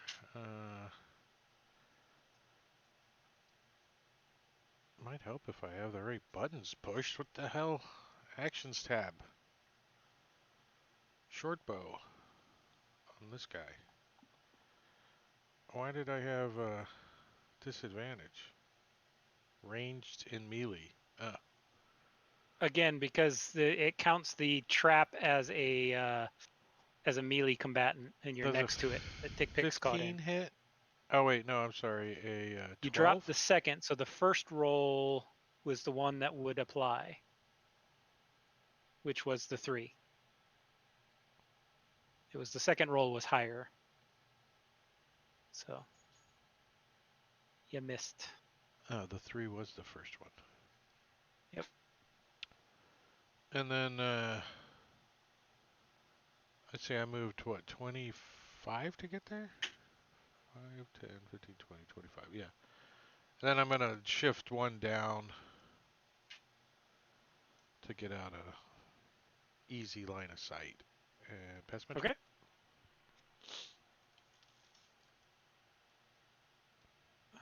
Alrighty.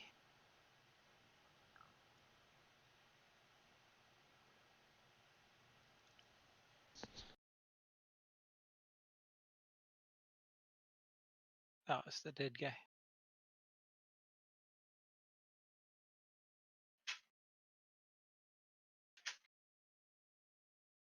Brick. Blink. All right, I kind of want to get. Blink wants to get closer, but he also doesn't want to leave Brick because yeah, he feels like he's supposed to be protecting him. So he's just going to stay where he is and line up his shot. This is going to be at range, like the. No, it's not. It's within regular range, right? Because the crossbow's 80 feet. You're so passing through 3 different party members. I was going to ask if I was going to be at some sort of penalty for that. Yeah, too. he has full cover at this point. Okay, that's Like -5. shooting through 1 would be a -2. Oh. Shooting through 2 would be a -5. Shooting through 3 would be automatic miss. Oh, I can't shoot through 3. I get it. Okay. Oh boy. I didn't think about that. All right, I'm going to Blink is going to move up a couple spaces. Oh, then I'll be away from. No. You know what? I'm just gonna rely on my party to finish this off. Blink is just gonna hang out here next to Brick and make sure Brick's okay. Yeah. Okay.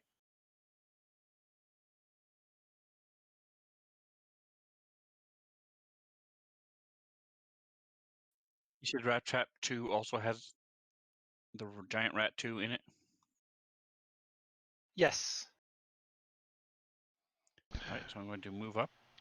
If those are giant rats, is Dick Pick colossal or what? What? What? He's medium size, isn't he? Right, but those are giant rats. So what is the Well, medium-sized rat? Dick Pick is he's a whole different category of rat folk. He's like the difference between a kobold and an adult dragon, you know.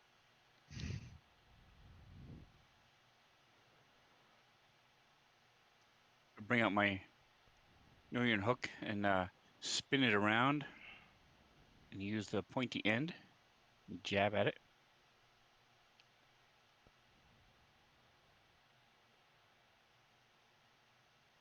All right. You have no trouble hitting it. It's caught in the trap. Why? Alright. Why? Skewer the rat. Deadliest thing So you've put down in your adventuring career. ready for a shish kebab.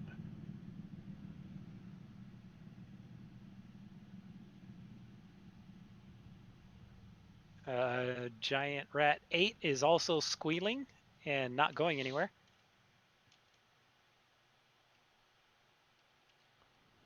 So Mr. Sideburns, he sees this barbarian coming up and he doesn't like that barbarian. So he's going to take a shot at Tyrion with his short bow.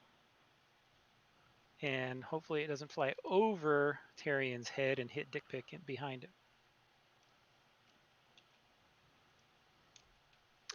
doesn't. It manages to graze Tyrion. So we forgot the first time he has benediction, so he can subtract 1d4 from the damage. Okay. Go ahead and roll that. 1d4.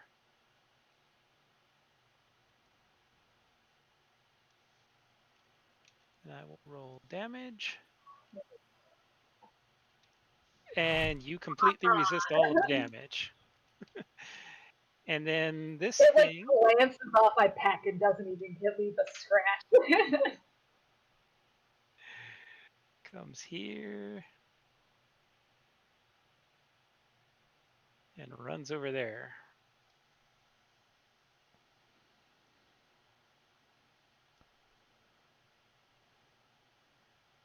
I'm going to try again with -2.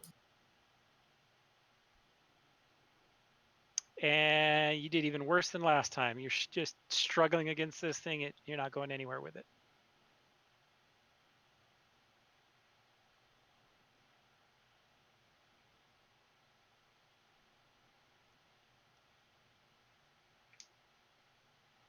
All right, so I'm going to carefully, he said moving half speed, we can be careful. I'm just going to move up feet and try to take number 8, put him out of his misery. Okay.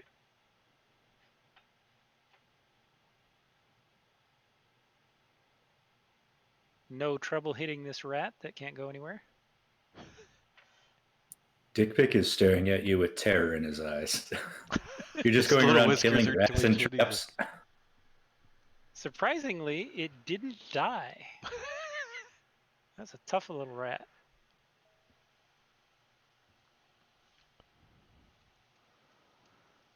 So Quint is going to move like this. 25, 30. I counted that column as difficult. Yeah, that's fine. And is going to move up to the corner and take a look around the corner. Okay. Oops. I think I broke it. I was holding it when you released it or something. Yeah, probably. Oh, okay, so he went to the left there. He went to the left, and as you enter into this room, you see some stairs heading up, and up on top of the stairs, you see another goblin and a couple of giant rats up on the top there.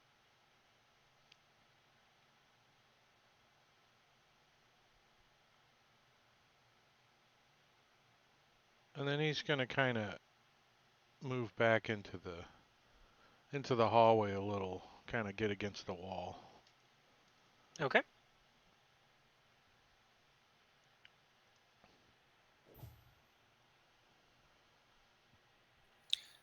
All right. I'm gonna motion for Brick to follow me into the room.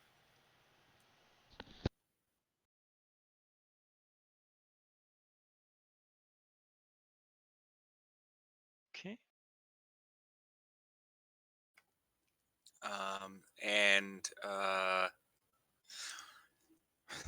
for my action, I'd like to assist Dick Pick in opening his trap. So Okay. yeah, I do the help action. maybe I help him by like pulling out my quarterstaff and like sticking it in there and trying to like pry this thing open. Getting some pliers, try and cut the spring. Can you be more specific when you say in there? No. All right. So Dick Pick, you will have advantage on your next attempt. So he's going to come in after you.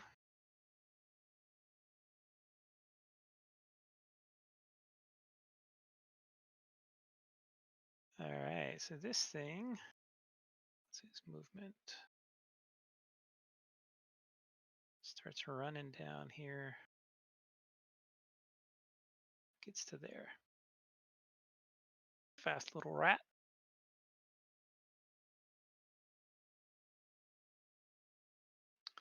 So what do I see? The goblin up there, like point or something, and he comes running this way. The rat.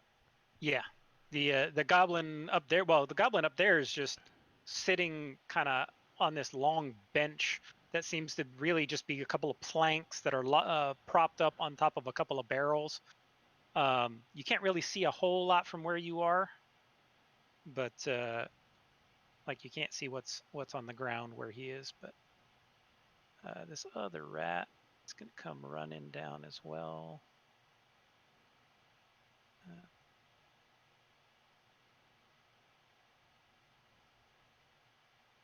There.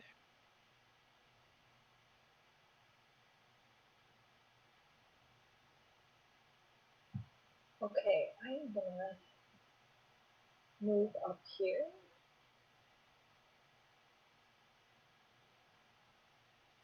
I can't get through him then, right? Because my speed's 25, so I have to step behind him. Yeah, going through him is movement counts double. It's like hazard, difficult terrain. Is that rat on him dead? Yeah, I guess I might as well. What rat on him? If you don't. Rat 8. That rat's caught in a trap. It wasn't attacking Tarion. Oh, okay. All right, I'm gonna It try wasn't attacking to anybody. attack this giant rat, I guess, through by throwing a javelin at him. Number 13. Yes. All right. Give yourself a -2 for throwing through an occupied space. I duck. Just to be clear. I'm against the wall. Yeah, Whoa. but she's like He's a halfling, so she's he's a stabbed. halfling. So he's throwing it through your legs or something. Yeah. I don't duck. You Jump. jump. I stand tall. I stand on my tippy toes. Hug the wall. Kind of hold my groin. Don't puncture the tea bags. Aw. All right. Wait. Did it roll twice? Oh, did I No. screw that up? Yeah, sorry. The time I first didn't one realize hit. it rolled. That's what counts. The first one. The first one was against Tarion. She had herself. Damn targeted. it. Oh, The one against the rat missed. That's Damn what happened. Dang Can you it. describe how you hit yourself? He's getting himself for. Stop hitting yourself. Stop hitting yourself. All right, so your javelin chucks and it goes clittering, scattering across the floor, making a little racket in there. Mr. Combed Sideburns is screaming in Goblin as he continues to come up here and try to meet up with his buddy. But he's going to target Quint and not Tarion. Quint Try is to in hide behind front. the giant rat. Yeah. Get my And he is elevated, so he's up the I know, stairs. I So know. the rat is There's- not in I the wouldn't way. give that either, but I try to. Oh, it's a big rat. Ow! And he gets a good shot on you for as little damage as is possible for him to do. That's still a lot. All right. Yep. Chucks you right in your shin. Makes life difficult to run. Your turn. Well, Quinn doesn't like to get shot at, and so he's gonna try to shoot this rat that come running up on him. And Now, these rats you notice are a little bit bigger than the rats you saw in the traps, and they look meaner. Like they don't look like just regular old rats. And he's gonna move back and dip around the bigger. corner. Like, out, limp back. Out, out, out, They out, have, out, out. There's more in there, What's he that? said. There's more in there. they have barding. Rats with armor.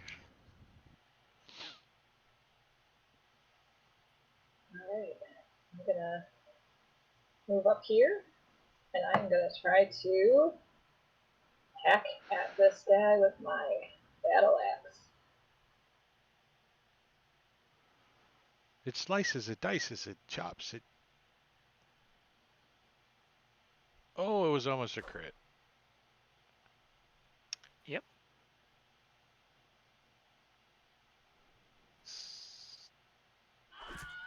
You slice down into the rat, and you end up just chopping it in half. It looked bigger and meaner, but it really wasn't nearly as tough as it looked.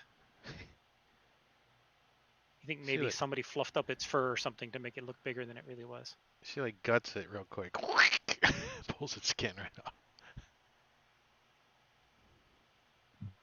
Let's see. I don't remember how much I had moved. Did I just move 10?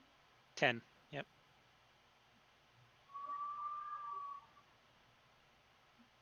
I'll move up there. All right.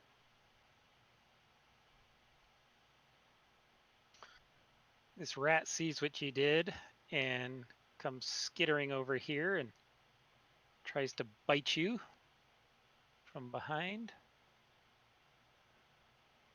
And does manage to bite you. Nibbles at your ankles just a tiny little bit.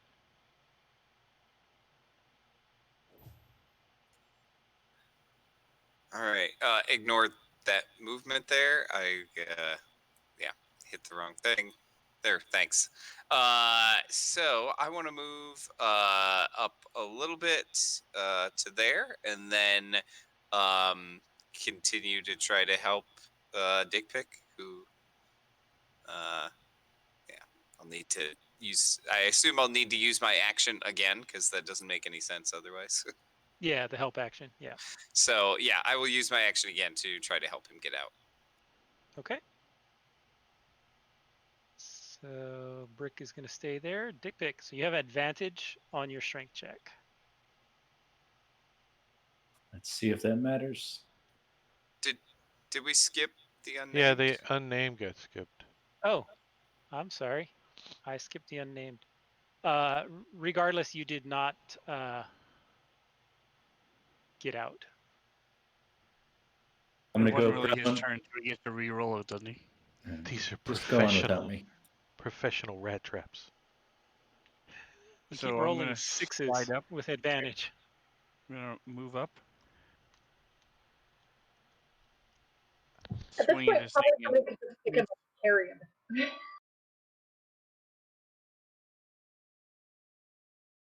and then move on down the path. Excuse me. All right. The thing does not take an attack at you because it doesn't really care about you. Rat trap. Brick is doing nothing. Dick Pick already failed. So finally, Lord Grot, the Goblin Lord, who really looks just like every other goblin, except he's got this wooden little crown that's got points broken off of it, and it looks like he scrounged it out of an old theater production crown that kind of sits slightly on his head. It's like a Burger Nice. King crown, kind of. Yeah, exactly. Things are all folded up. But he is carrying a short bow, and he sees this barbarian running up the steps. So he's Let's going to be come clear. down. He sees a pissed off halfling. Yes, he sees a pissed off halfling. So he's going to come over to here and target a small halfling wielding hand axes, I think it is, or javelins. No, I have a great axe. Great axe. Okay. So an axe as Which big is a as hatchet. he is. No, sorry, a battle axe. I have a battle axe. All right. And he takes a shot at you with his short bow.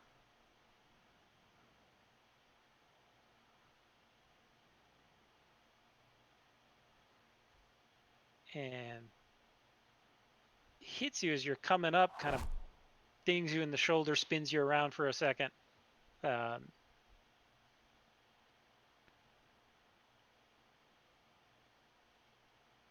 rat is not doing anything. He's suffocating. I'm just going to make these rat traps visible. So you can all see where the rat traps are at this point. They don't Ooh, really almost affect stepped on anything. one. Yeah, a lot of you were close.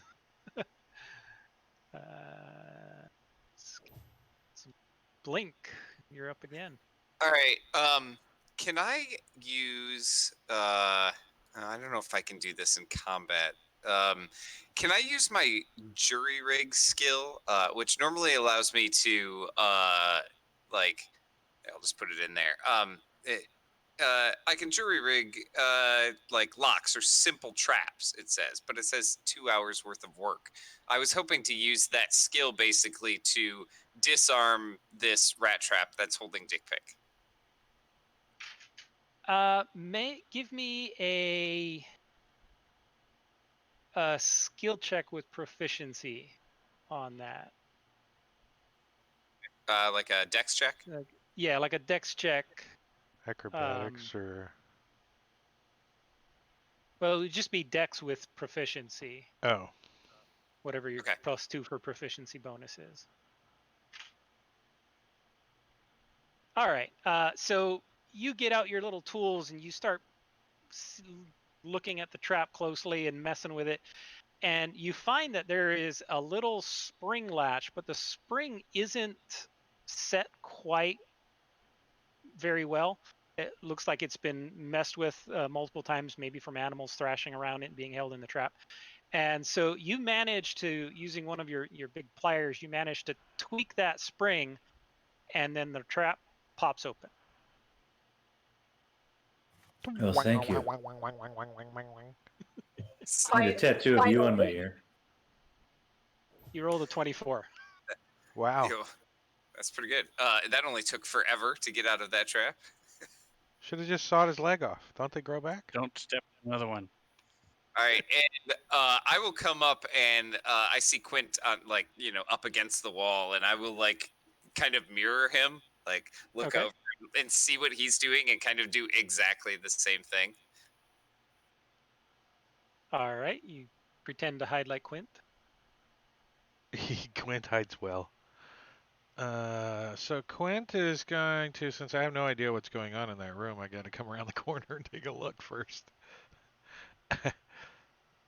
Oh, so he's on the rat. So Quint's gonna move to the corner here and then take a shot on giant rat number 25. Okay. Short bow.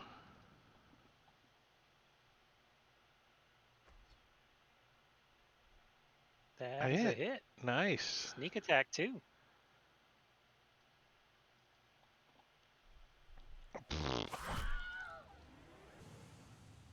The rat And then doesn't let's even see. see you as the arrow just comes flying right through the rat and pins it to the staircase.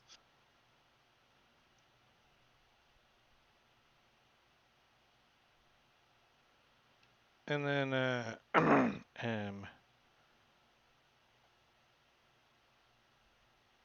think I'm going to move there with my last 5 feet.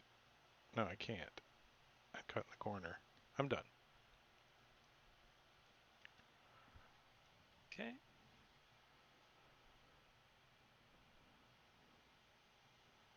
So you said the Goblin Lord has short bow and shot. Has combed, sideburned, moved yet? Acted yet? Not this round. I mean, he's acted in combat, but not this round. That won't work for what I was trying to do then. So I presume I can go this way. 15, 20. Is there any enemies over in that corner? You do not see any. All right, so I'm going to.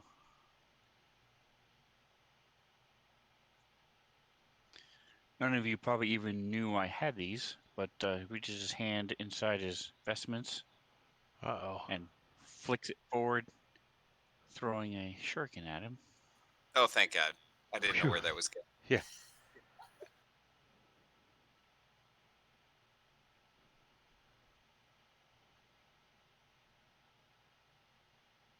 The range You're on at that disadvantage is because of long range. 30. Okay. Yeah, I didn't realize I couldn't see it was 30. That's right. I don't think it could have moved any farther anyway. That's a good extension too for So like it shurikens and stabs stuff. into the railing there. Yeah. All right, Brick is he's gonna try and follow Blink. There. And you're free now. Yay! I'm going to do a dash action. Okay. Get up right behind Quint. And then see that all they've been doing is killing rats, which is very upsetting.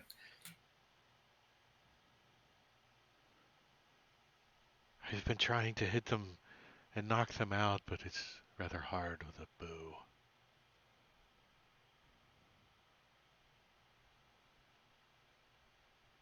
All right, Mr. Combed Sideburns. They're not so He's gonna- combed anymore. He's been sweating. Yeah. He doesn't like the halfling that's coming up the stairs. So he's going to move up just a little bit further and target the halfling again.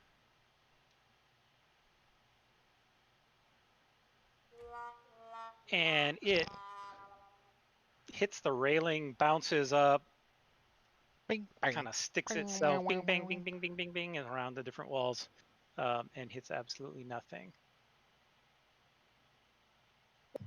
All right, Tyrion's pretty mad now. He's gonna kind of growl a little as he runs up at this guy.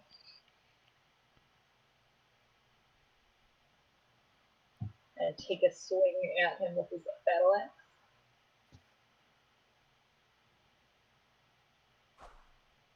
All right, you swing at him and it goes bouncing right off his armor.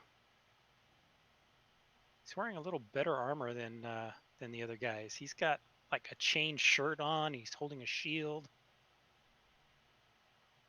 And he sees you coming up close to him, and he doesn't like that. So he notices you're wielding an axe, and he's like, "Hey, I got an axe too!" And he pulls out a hand axe, and he starts attacking you.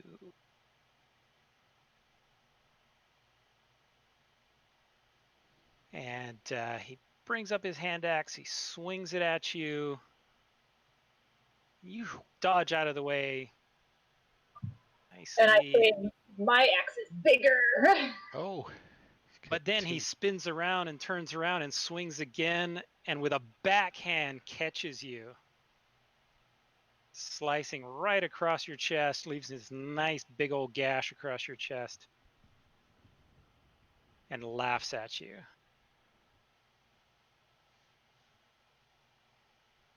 That's that, right? He's still doing nothing.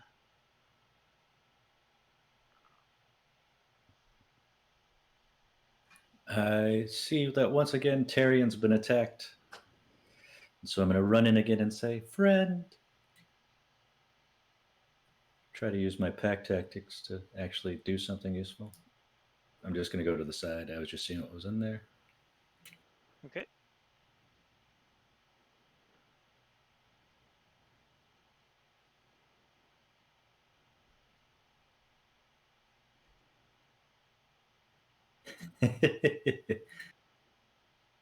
You take a shot, but nothing happened.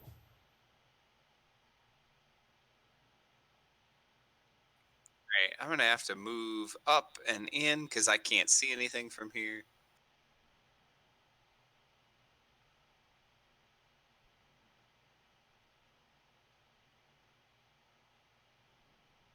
Well, that's as far as I can get without taking a dash action. How far is he? 50 feet. Yeah.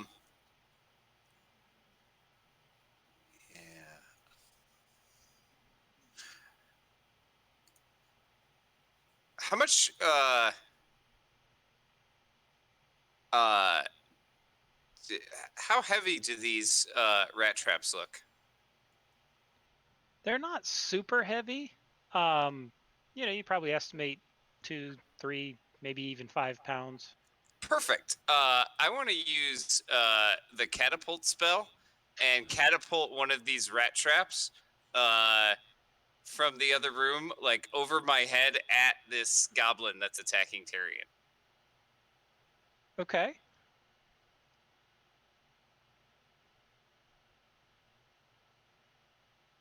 The problem with that is that a straight line, he is up on an elevated platform.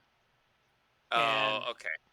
yeah, it would have to come through the hallway that you're in and then go up and, curve up to hit him. So there's really not a straight line Wicco. to It's not a hit Maverick him. missile. It can't like go through buildings and Yeah. shit. Yeah, no, that's no true. guided missile. All right. Oh shoot. I'll just take a shot at him from here then, I guess. Is this gonna be a -5 because I'm shooting through a couple people? Can I even hit him, like, because he's up or not? You can. It would be a -5 All because you right. have both Quint and Tyrion in the way. I'll try it. Oh, Even with a -5.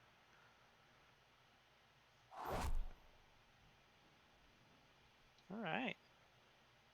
You stick him right in kind of in the shoulder. He shrugs it off. Quint doesn't like getting shot through his legs, so he's gonna move. Yeah, you have lots of little people shooting through your legs. Right, he's gonna start up the stairs and take a shot at Lord Grot, the Goblin Lord, with his bow. Do I have a pretty good shot, or got a -2? -2. -2. Twang. That is a hit. Tyrion short. What's with the 3? I I was keep just rolling thinking this 3 for sure. damage. Crapola.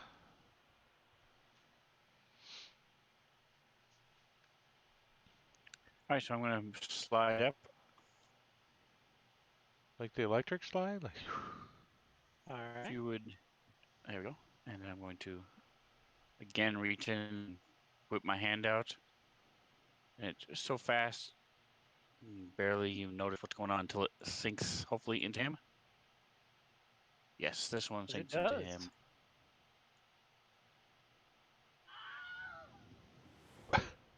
And I'm gonna finish the rest of my movement. All right. You chuck your shuriken. It catches him right across the neck, and blood starts spurting everywhere. And he screams and falls over the balcony there. Falls on the ground. It's a nice big thud.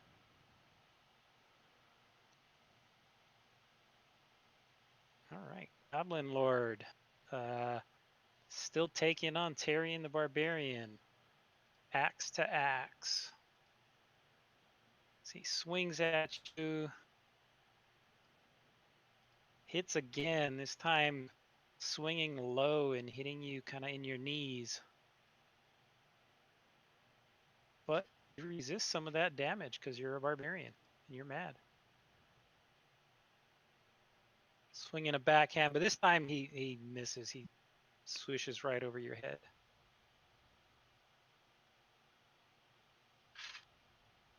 Oh yeah, I'm real mad now. I'm going to move over here because I am starting to feel a little uncomfortable with all the things shooting over my head. And then I'm going to take another shot at him with my axe.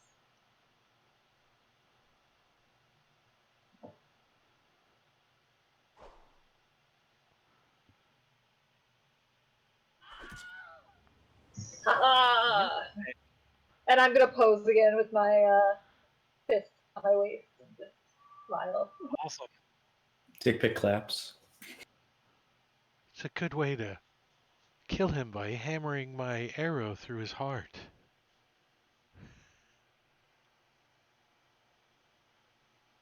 Although, Brick? we can't ask him any questions now. Nope. Brick comes up and hides behind Blink. And we are out of combat. I'm going to retrieve my shurikens, clean them off on whatever clothes they had, put them back in their holster. Okay. I'm gonna get my javelins. And Quint's gonna recover a couple of his arrows. All right. Tokens are unlocked.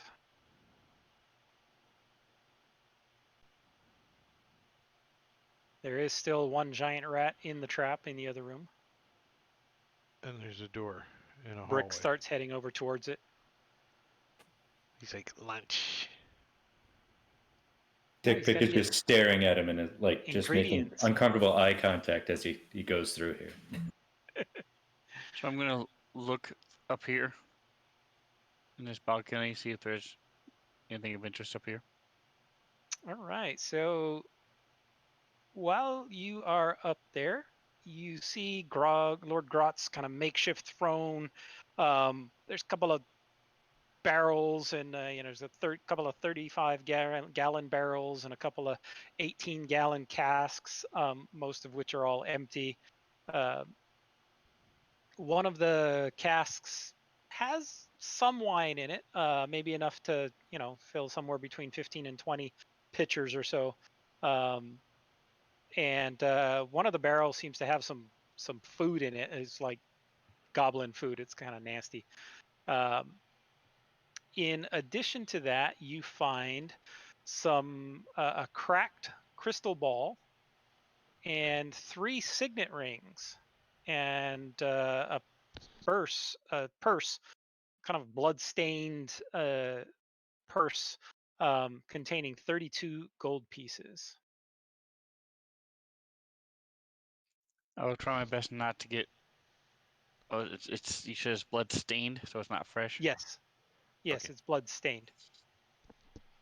I'm going to taste a little bit of the wine after I collect everything else. Okay, it tastes like pretty common cheap wine. Mad Dog Really 2020. not the stuff you're used to. Grape. Yeah, it's like the cheapest level of wine that you could normally find at any seedy tavern you might attend to. And is the food barrel the big one or the small one? One of the big ones has the food in it. All right, well, that's too big for me. So I'll go back to the party and Dick, Pick, and Blink. There are some food. You might be interested on the top of the balcony. I love food. Wait, is it rats? It is not.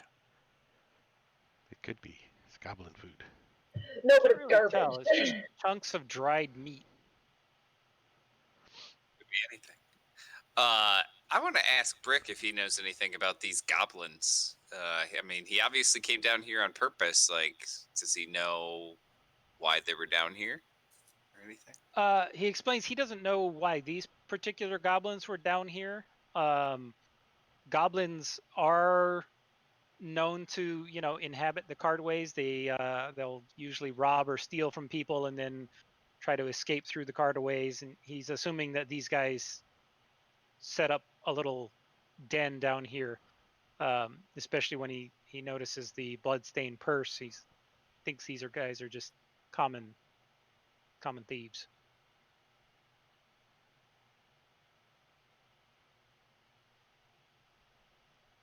So after I take my portion, I will give the purse to Quint. Blink, do you know these rings? Who the houses on these rings? Do I recognize anything? You do not. They're not really high quality rings, but they are all 3 from different houses.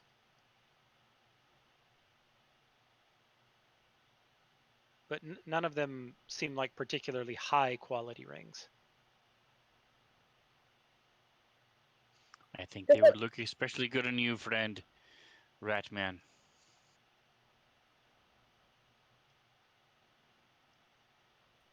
Does it look like like the goblins have just been kind of living in this room, the other room. Yeah.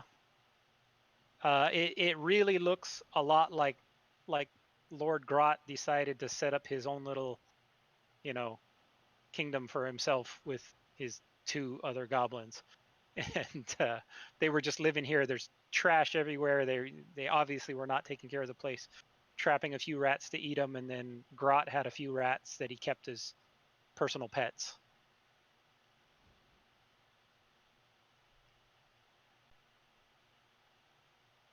Perhaps you should Dick hold pic. on to this cracked Make a ball. perception check for me.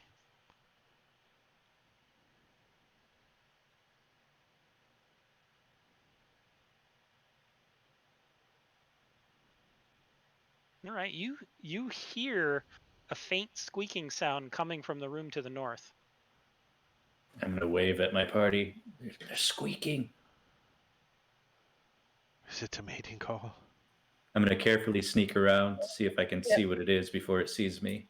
And I'll come right with Okay. you. As you sneak around the corner, you notice a rat's nest kind of in that little space. This area here is a collapsed stairway. There's no way to climb it. It's just fully collapsed and empty. But there appears to be some kind of a rat nest kind of in that square. Okay, I'm going to try to use my rodent empathy to basically harvest the nest for my friend. Like, this is a deeply psychologically damaging moment for him, but his best friend likes to eat rats, so... Okay. As you go over to the nest and you start pulling it apart, you find 3 baby giant rats that are there in the nest. And they're not fully formed. Brick gets really excited. He's like, "These are the best. These taste absolutely wonderful. There's no fur. They're pinkies. Easy to clean." Yeah, I'm going to try not to vomit as I hand them to him. They don't I'm even have gonna, eyes open yet. They're like, pat you on the arm and, go, I'm sorry, friend. Are you doing okay? All right. I did this for you, Blink. I did this for you. Rick, Blink. what were you looking for? Have we found it? Yeah, I think we have plenty of rats now. We've got, these here that we caught, and those 3 beautiful little pinky ones. Those are just going to be great. And the Lord Grot's rats, they're a little stinky, goblin-y rats, but hey, they'll work too. We can grind them up and they'll be fine. Nobody can tell. Oh, you can put those in the rat pie. Absolutely, they'll go great. The rat and raven pie. Oh, you just mix them together. They're wonderful. So For a after delicacy, you can lace it with centipedes. I'd asked Blink about the rings, I'd given them to Dick Pick to wear. I'm not sure why Quint oh, he stole wants to them wear from them? Dick I Pick. was just going to carry him around, but if he's wearing them. Whoever wants them.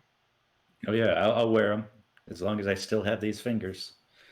Let me put them back in the potty sheet. One on each finger, or are you gonna have one pierce through the ear? Or Got a tail. Like, I'm going to start All with 3 my of them on the left tail. hand, so it's going to be pinky, ring finger, middle finger, whether or not they fit. all right, Brick is super excited. He gathers everything up and he says, "Okay, I'm ready to go whenever you are."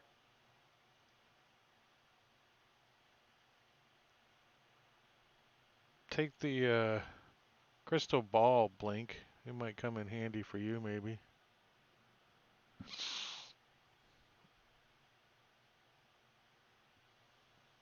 And how about now, friend Tyrion? Would you like me to see to your wounds? Yes, thank you. I'm feeling a little beat up. Then I say we go see what's behind this door. Right. Roll. Very nice roll. That's your second max heal. Right? Did this that session. bleed over to somebody else? Did somebody else get a little little carryover? The extra goes to Quint. And while you're healing me, I'm gonna ask what you think would be a good tattoo for this battle, if you can help me design it. The Goblin King's crown. Oh, I love that idea. I'm gonna ask Dick if he would like a little crown tattooed above the high Oh, yeah. maybe. I already mentioned it to Tyrion, but after we draw them on the parchment, I've been giving him the parchment, so he has those. If he ever wants to redo them on someone else, he has the parchments. The negatives? The tracings for the tattoo artist. We'll And still want me to go back and do something. Quint's gonna wait till everyone's kind of finished up, and then he's gonna kind of listen at this door. Okay, you listen at the door. Give me a perception check.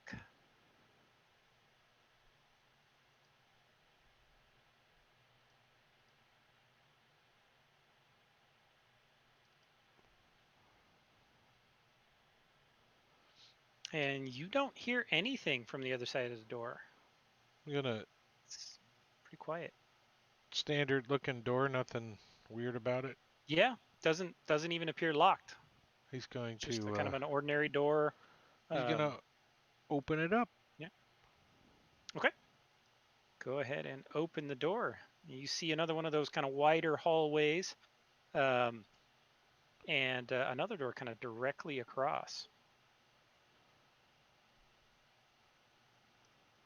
So I wave the party forward as he moves in and looks around, kind of moves across the hall so the rest of the party can move in. Okay. Brick moves on in with you.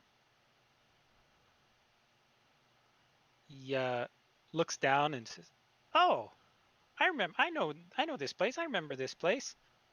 I come here for some of the more exotic ingredients. Like there's a guy. He stays in that room. He sells us our bat tongues and our powdered roach.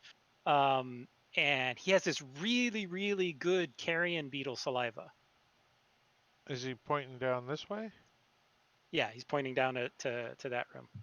Tyrion vomits Well- in his mouth a little bit. Let's go meet him. Aren't we Sure. I done? actually was supposed Why to are meet we with him still in a couple here? of days. Well, I was going to meet with him in a couple of days. He I may open be the here. He door may and have some ready. I look in and then I close it a little bit and I'm like, what does your friend look like? All right. He's a human guy. He like he sells stuff down here. Does he He's look a big like? guy. And then he moves in and turns the corner, kind of stepping over the body. Does he look like that? Okay, hold on before you all rush in. Let me back you up just a little bit to there.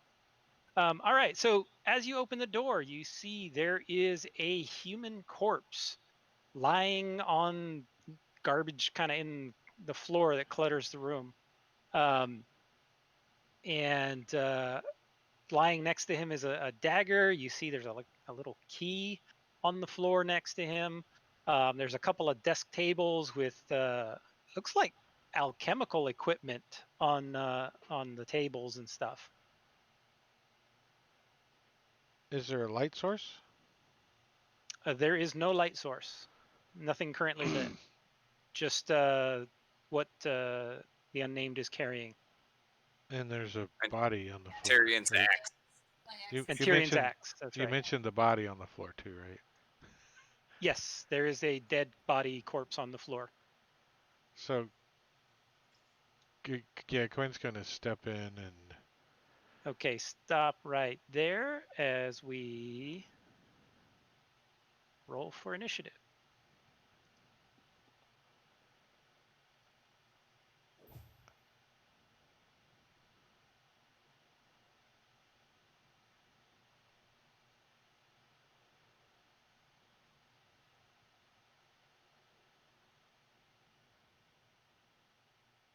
All right, so I'm going to step up and look at this body, try to determine how it was killed.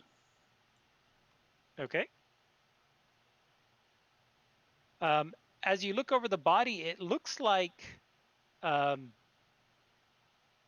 of it were torn off of him. Parts of it may have been burned by some kind of acid. You're not sure. And large chunks of him appear to have been eaten. Is there any way can I tell it looks like rats, or is it something bigger, larger bites? Different bites, not necessarily larger bites, but not how rats will nibble on an area and kind of bite and dig a hole in it, and where this is bigger. I will share that information with the party. Quint's gonna pull out his short sword and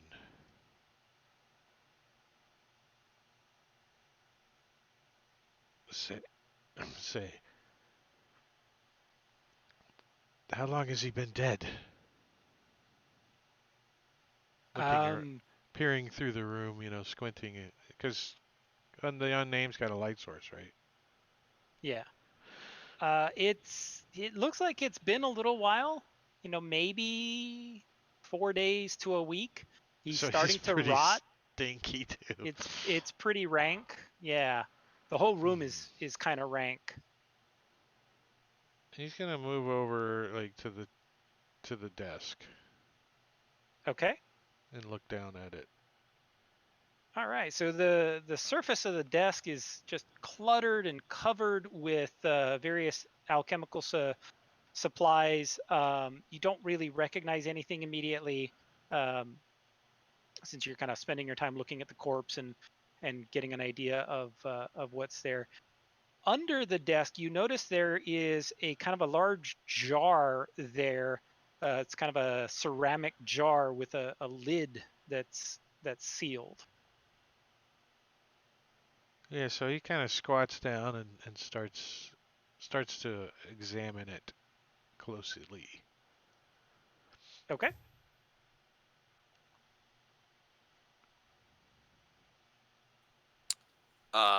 Blink is going to go ahead and move into the room.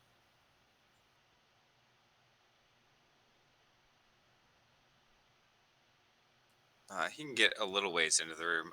So now these desks, can you describe those again? Sure. So these desks are covered in various kinds of alchemical equipment. You think if you took a little time, you probably would be able to figure out what most of it is. But it's all kind of cluttered and jumbled, and there's little notes written on the various papers and stuff. But it would take you a little while to piece it all together. Oh, so I take a look at it. Do these, like, is there enough here to make a set of alchemist supplies? Very likely, yeah.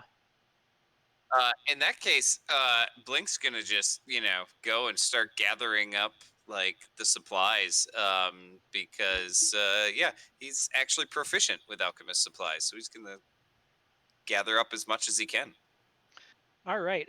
As you get close to that table, give me 1 second. You notice there are a couple of glass jars on the table, and inside the glass jars, there are what looks like hands suspended in the jars, and they start thrashing around and wiggling, and the jars on the table start shaking as the hands are bumping and thumping and wiggling around inside the jars. Bumping and thumping. Edgar Allan Poe? What? I used my full everything to move and start doing stuff. I don't think I have any other actions, honestly. So Okay. All right. So one of these hands thrashes hard enough to tip over the jar, and the lid comes loose, and the hand immediately jumps out, and it's this rotten, kind of nasty, partially, putrefied hand, and it jumps out and attacks you, Blink, as it attempts to punch you. Wait, that token you got me is great. targeted. Oh, how did that happen? You had me targeted or something. I had you selected when I hit Yeah. the target button, right? The double click. Okay. So he goes ahead and punches you, and he misses, and he kind of falls to the floor here as he tries to run up your leg, kind of like the thing, this little rotten hand.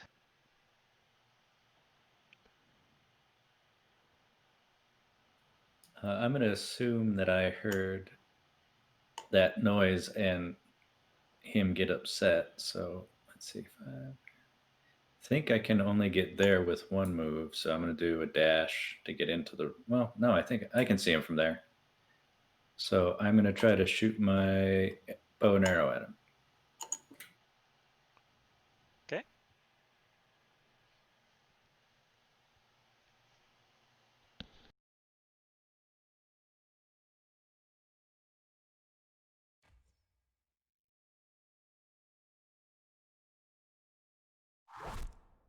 Take that, weird hand. All right. 1 second. Which one did you shoot? The Gorling Goblin hand. The only one Goblin on the hand. that we can see. Okay. Sorry, they have a little thing. It's a DM hint that there's more. You saw these two.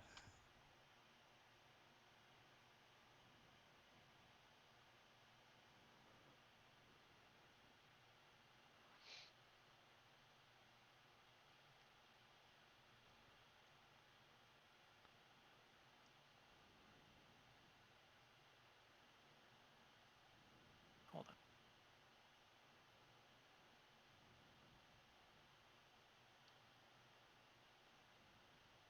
And as your arrow hits the Gorling,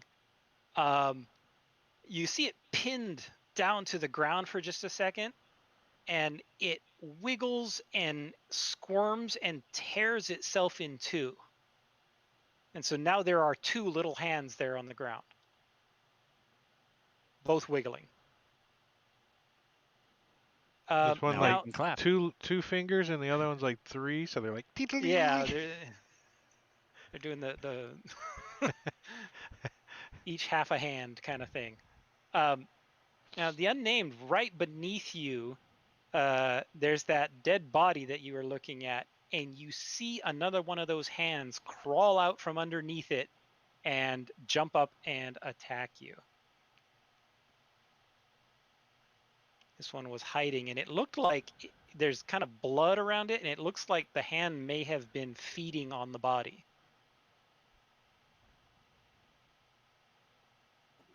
I'm not going to be glad when we How does find out the where their hand- mouth is. Yeah, right. See, got a little mouth drawn on their palm.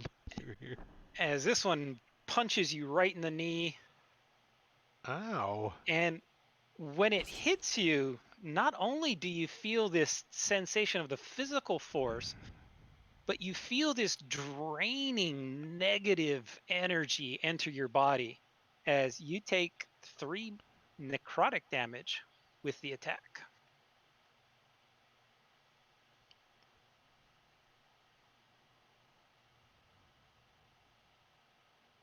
All right.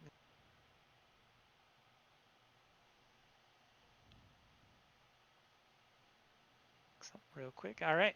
And on the table, there was one more of these things, and it knocks over the jar as well.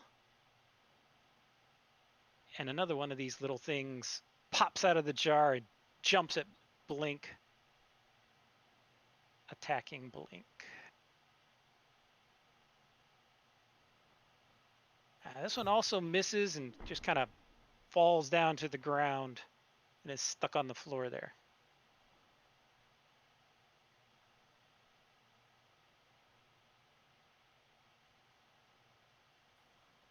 All right. I'm gonna come into the room.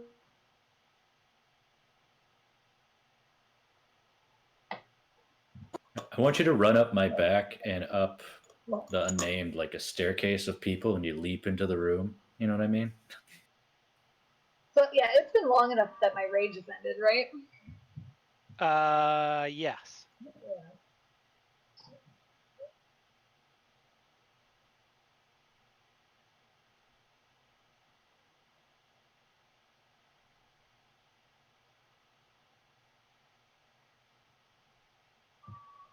All right, so I'm gonna go, gross, and I think I'll hit it, the one that's split into a couple over down here.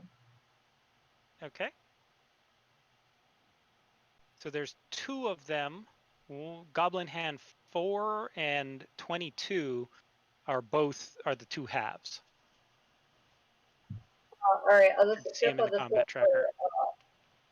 I probably should get them in the combat tracker. That might be easier, yeah. Actually, let me just, I'll put them side by side like that, even though they're technically in the same space. Sure.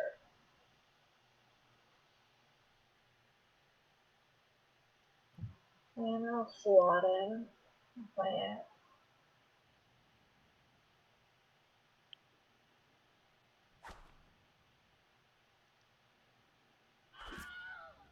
All right.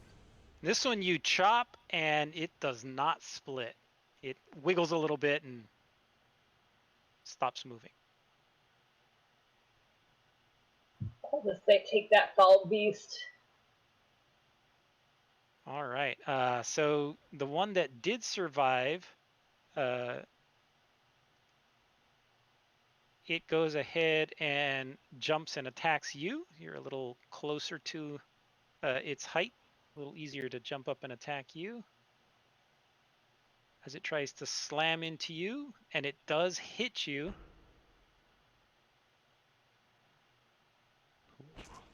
And just like the unnamed, you feel this nasty negative energy course through you as this rotten hand kind of slaps you.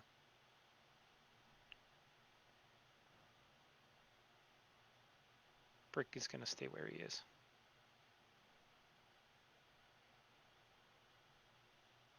All right, this rotten one is still trying to get onto the unnamed. He's a nasty little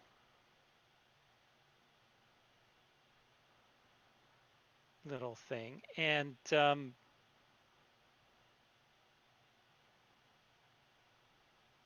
it shakes for a little minute, and you see this kind of, it's hard to describe. It kind of looks like spores coming off a mushroom, a little mushroom cloud kind of thing, expanding out, and this awful, awful stench starts coming out of where this rotten hand was. And so everybody's going to make a Constitution saving throw. This is the one he killed or one that's still alive? This is the rotten one that was under the dead body. The others are not rotten. They're hands, but they're not nearly as putrid or rotten as this one.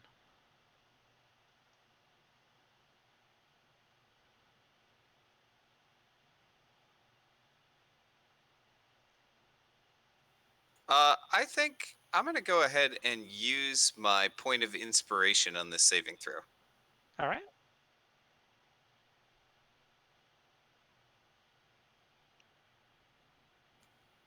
Clicking advantage did not give me advantage on that saving throw. Weird. Probably because the extension is doing it. It's not going through the normal channels. It doesn't matter because you succeeded anyway. But you can burn the inspiration. Oh, that should have been visible to all of you. Why didn't I do that?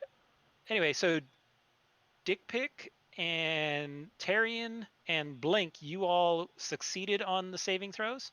But the unnamed and Quint both failed. And the consequences of failure for this saving throw is that you will have disadvantage on attack rolls for 1 minute. Ew, coughing. Or gagging.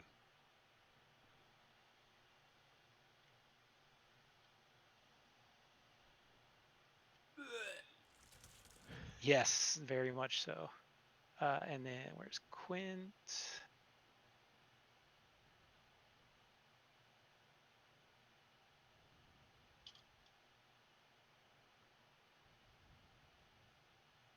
All right, so you're all set. So that's automatic. And that is all the Rotten Gorling is going to do on this turn. So Quint. Well, Quint doesn't like that little bastard, so he's going to take a shot at it. Actually, he has his short sword out, so he's going to step over here and try to stab it. Okay. Now remember, for my games, you don't carry over inspiration, so you may as well use it at least once in any given session. And I am going to use my inspiration on the sticky stick with my short sword.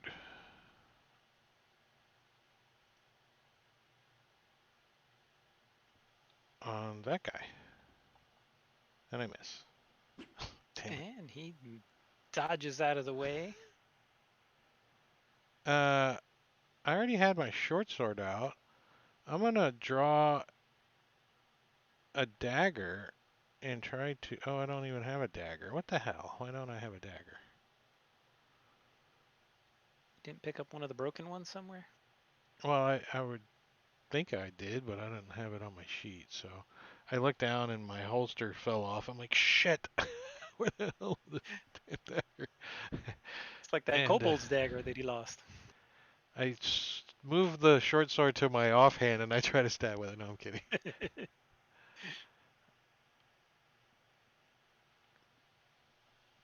And do we want to stop at the top of the round or? We'll go through the end of this round and then we'll stop. So number 22 is still going to punch at Tarian. Swings and Tarian dodges out of the way, luckily.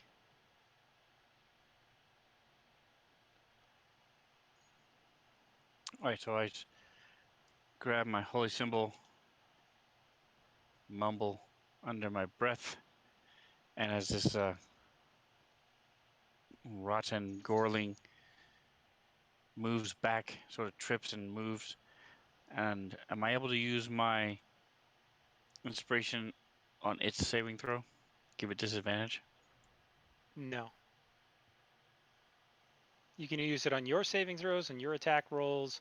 I don't think inspiration allows you to use it to negatively affect another creature. Failed. All right, it failed anyway, so it moves back 5 feet straight away from me. Okay. What was this ability? This was Misstep. So as it starts to move back, it sort of trips and slips on the corpse and into a little pile of blood and slips a little bit further away. And then I'm going to move back over to here. All right.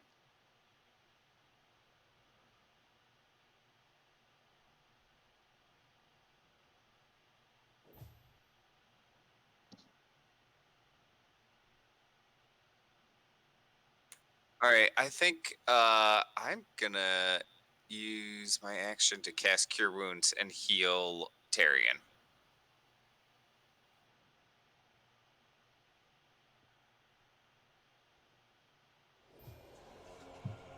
Thank you. All right. Tarian's feeling much better. And it's not a spell. It's like he pulls out this like vial of stuff and just like smears it all over Tarian's chest. It's some What's sort it? of, Vicks like, Vapor Rub or something? yeah, but it's the kobold version, so it smells really bad. It's like donkey ass. It's dung beetle. Dung beetle salve.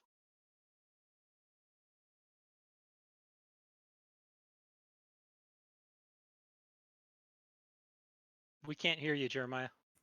Sorry about that. I'm going to try to use my pack tactics on the hand that I can see right in front of me. Okay. Now that I have 2 party members next to it.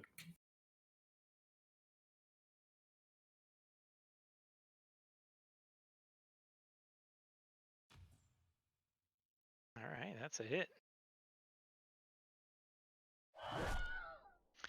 As you pin that hand to the ground. Now this one, you notice, doesn't split. The rotten ones don't split. Just step into the room so I can see better and end my turn. All right. So this one is going to attack Blink. It's going to continue to try and attack Blink. Gonna give him And the finger. yeah, it bounces right off Blink's armor. Kind of leaves a little wet patch on Blink's armor as it slides down. High five. Alright, these things are grossing me out so much, it's making me very angry. Time for a manicure.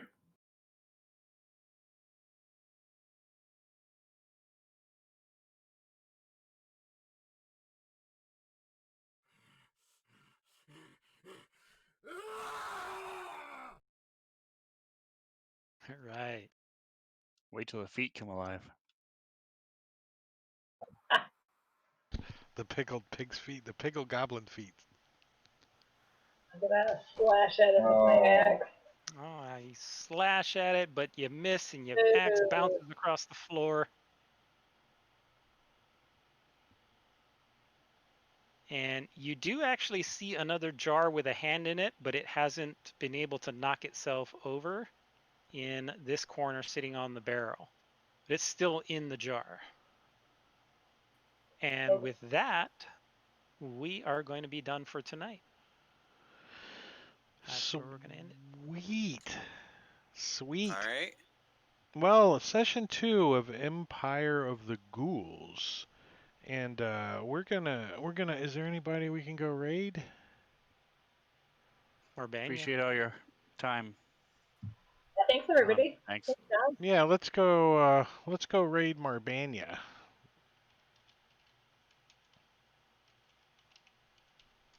So say goodbye to everybody. Hi, Bye, everybody. everybody. Thanks Goodbye. for joining us. Oh, I already have a raid in progress. What the hell? I guess we're going. I don't see it counting down or nothing.